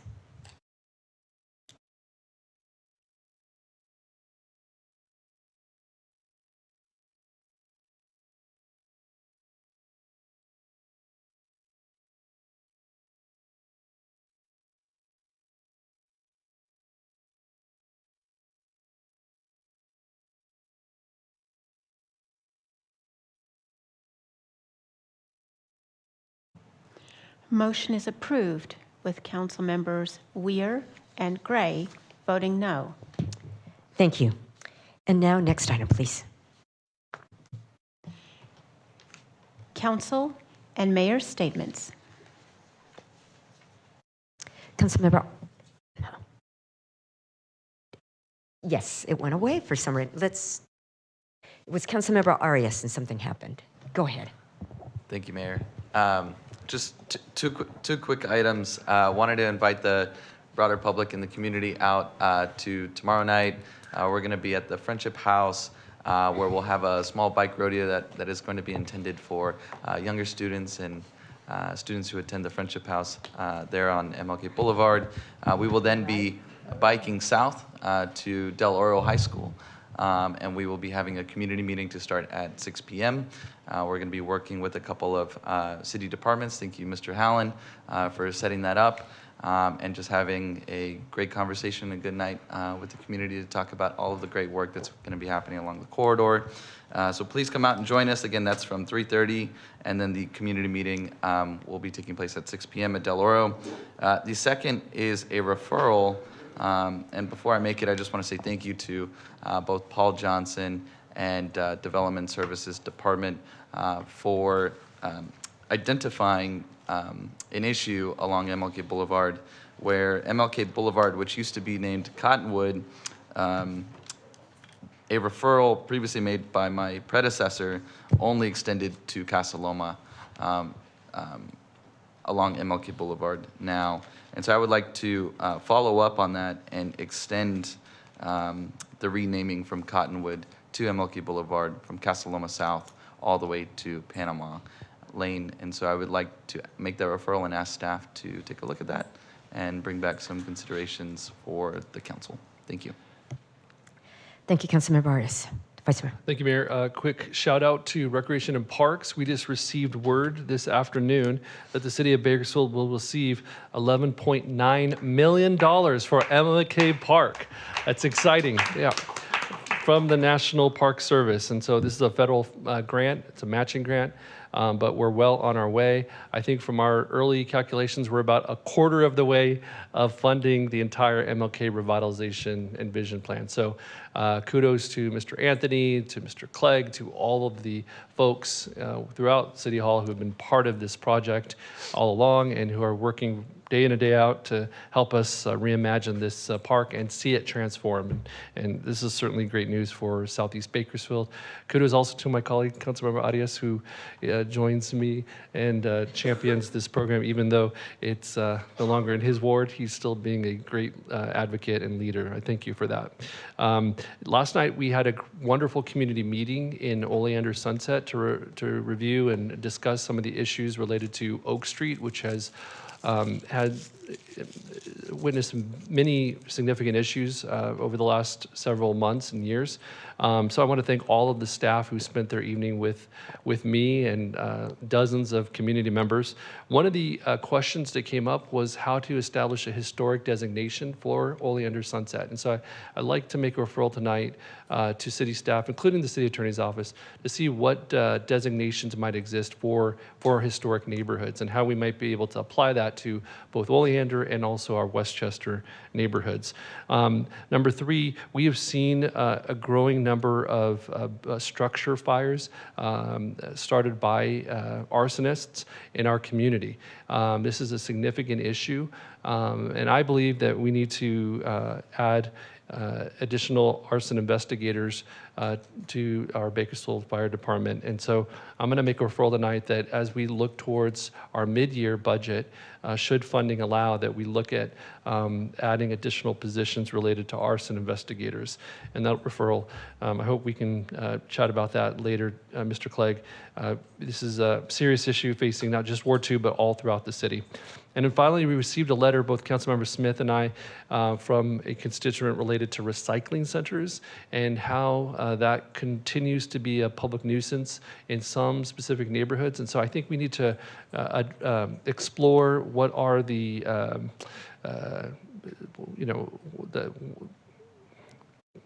what options we have as a city to address and better regulate recycling centers in our city, within the city limits, both existing recycling centers and those yet to come. And so I'd like to refer that to Legend Lit. Thank you all. Good night. Councilmember Kaur.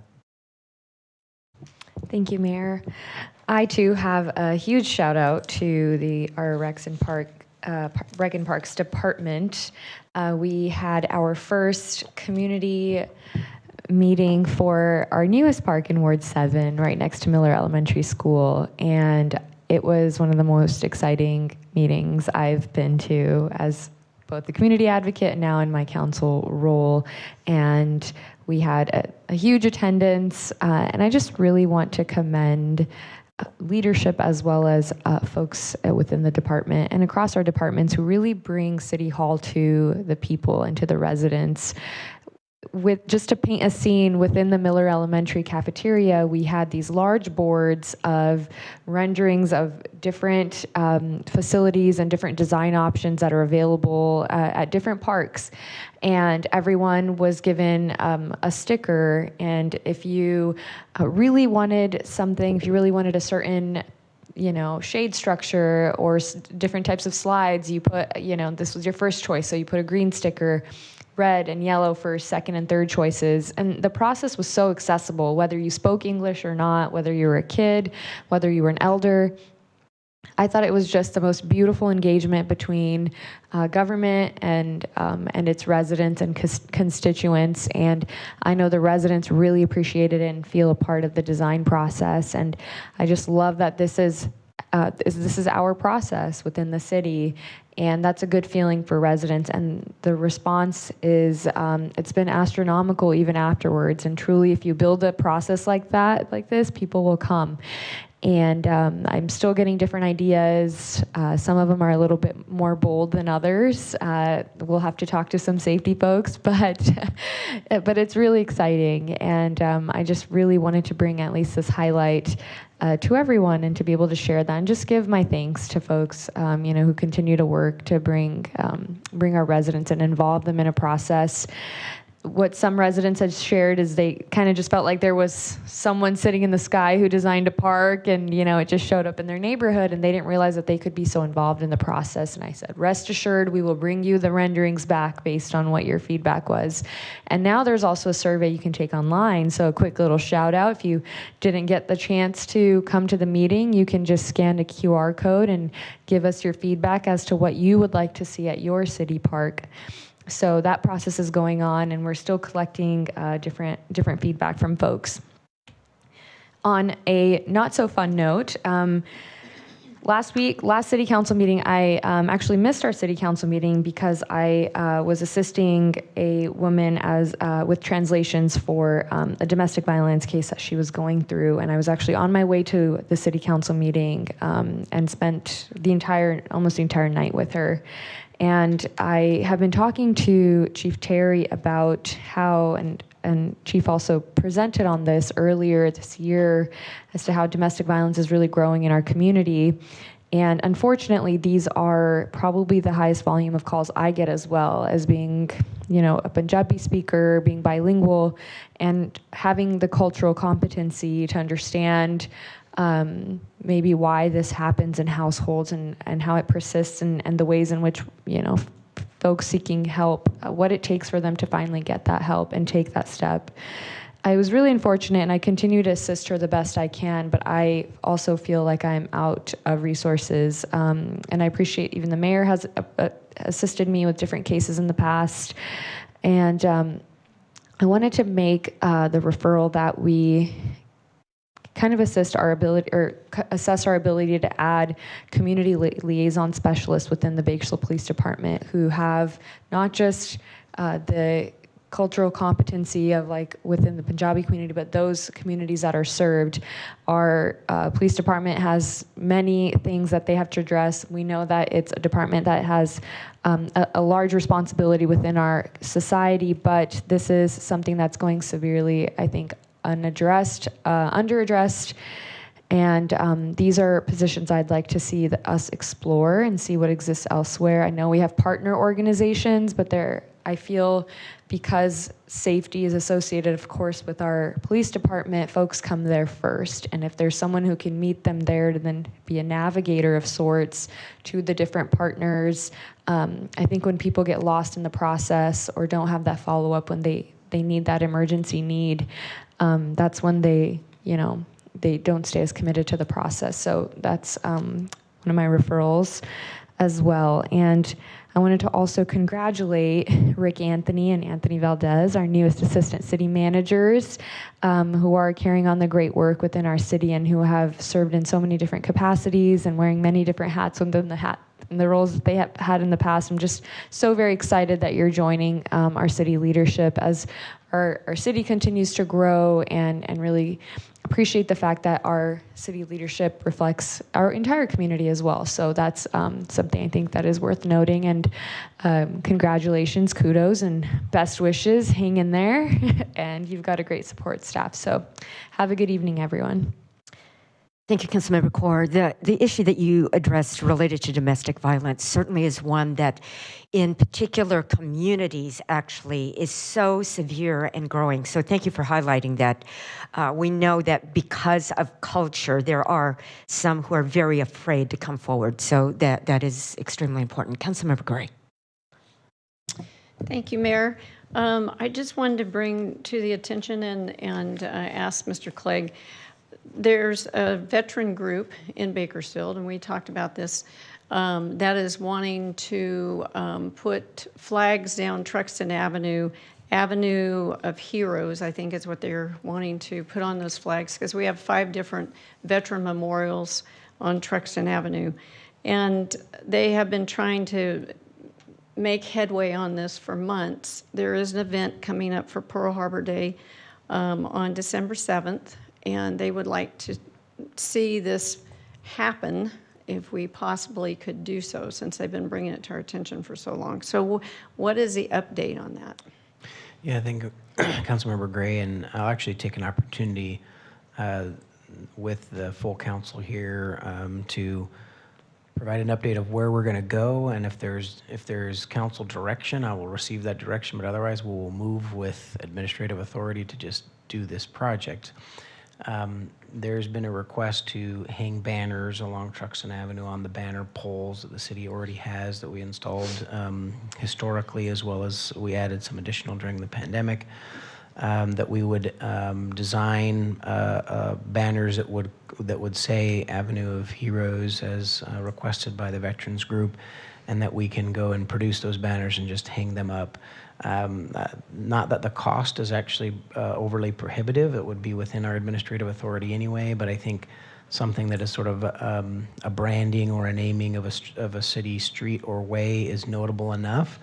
But again, given the desire to do this in a timely manner ahead of a particular date, and knowing well the disposition of this council towards supporting veterans in our community, I'm inclined as staff to just move forward and complete that project.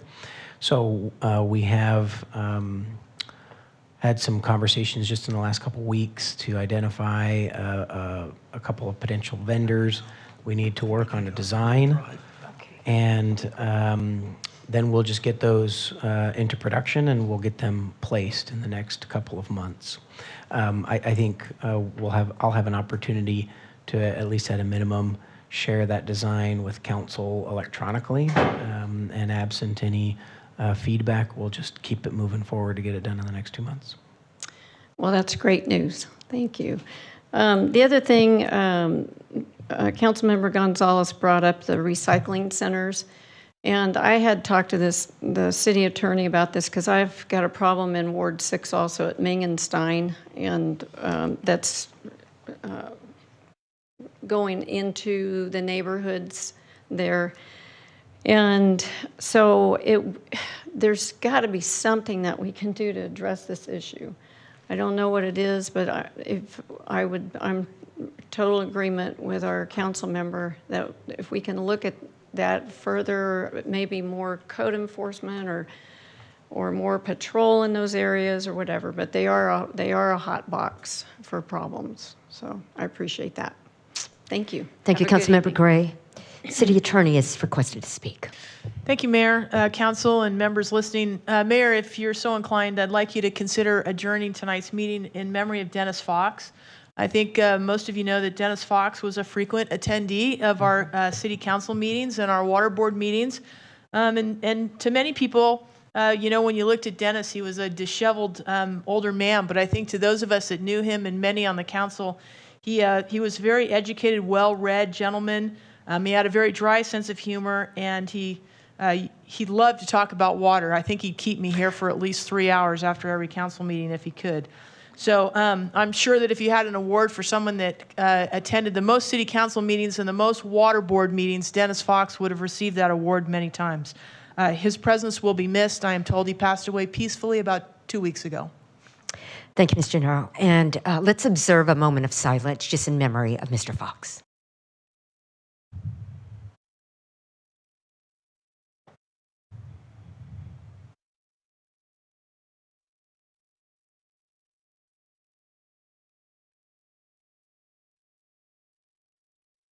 Thank you to Mr. Fox for how much he cared for our community. We stand adjourned at 7:31.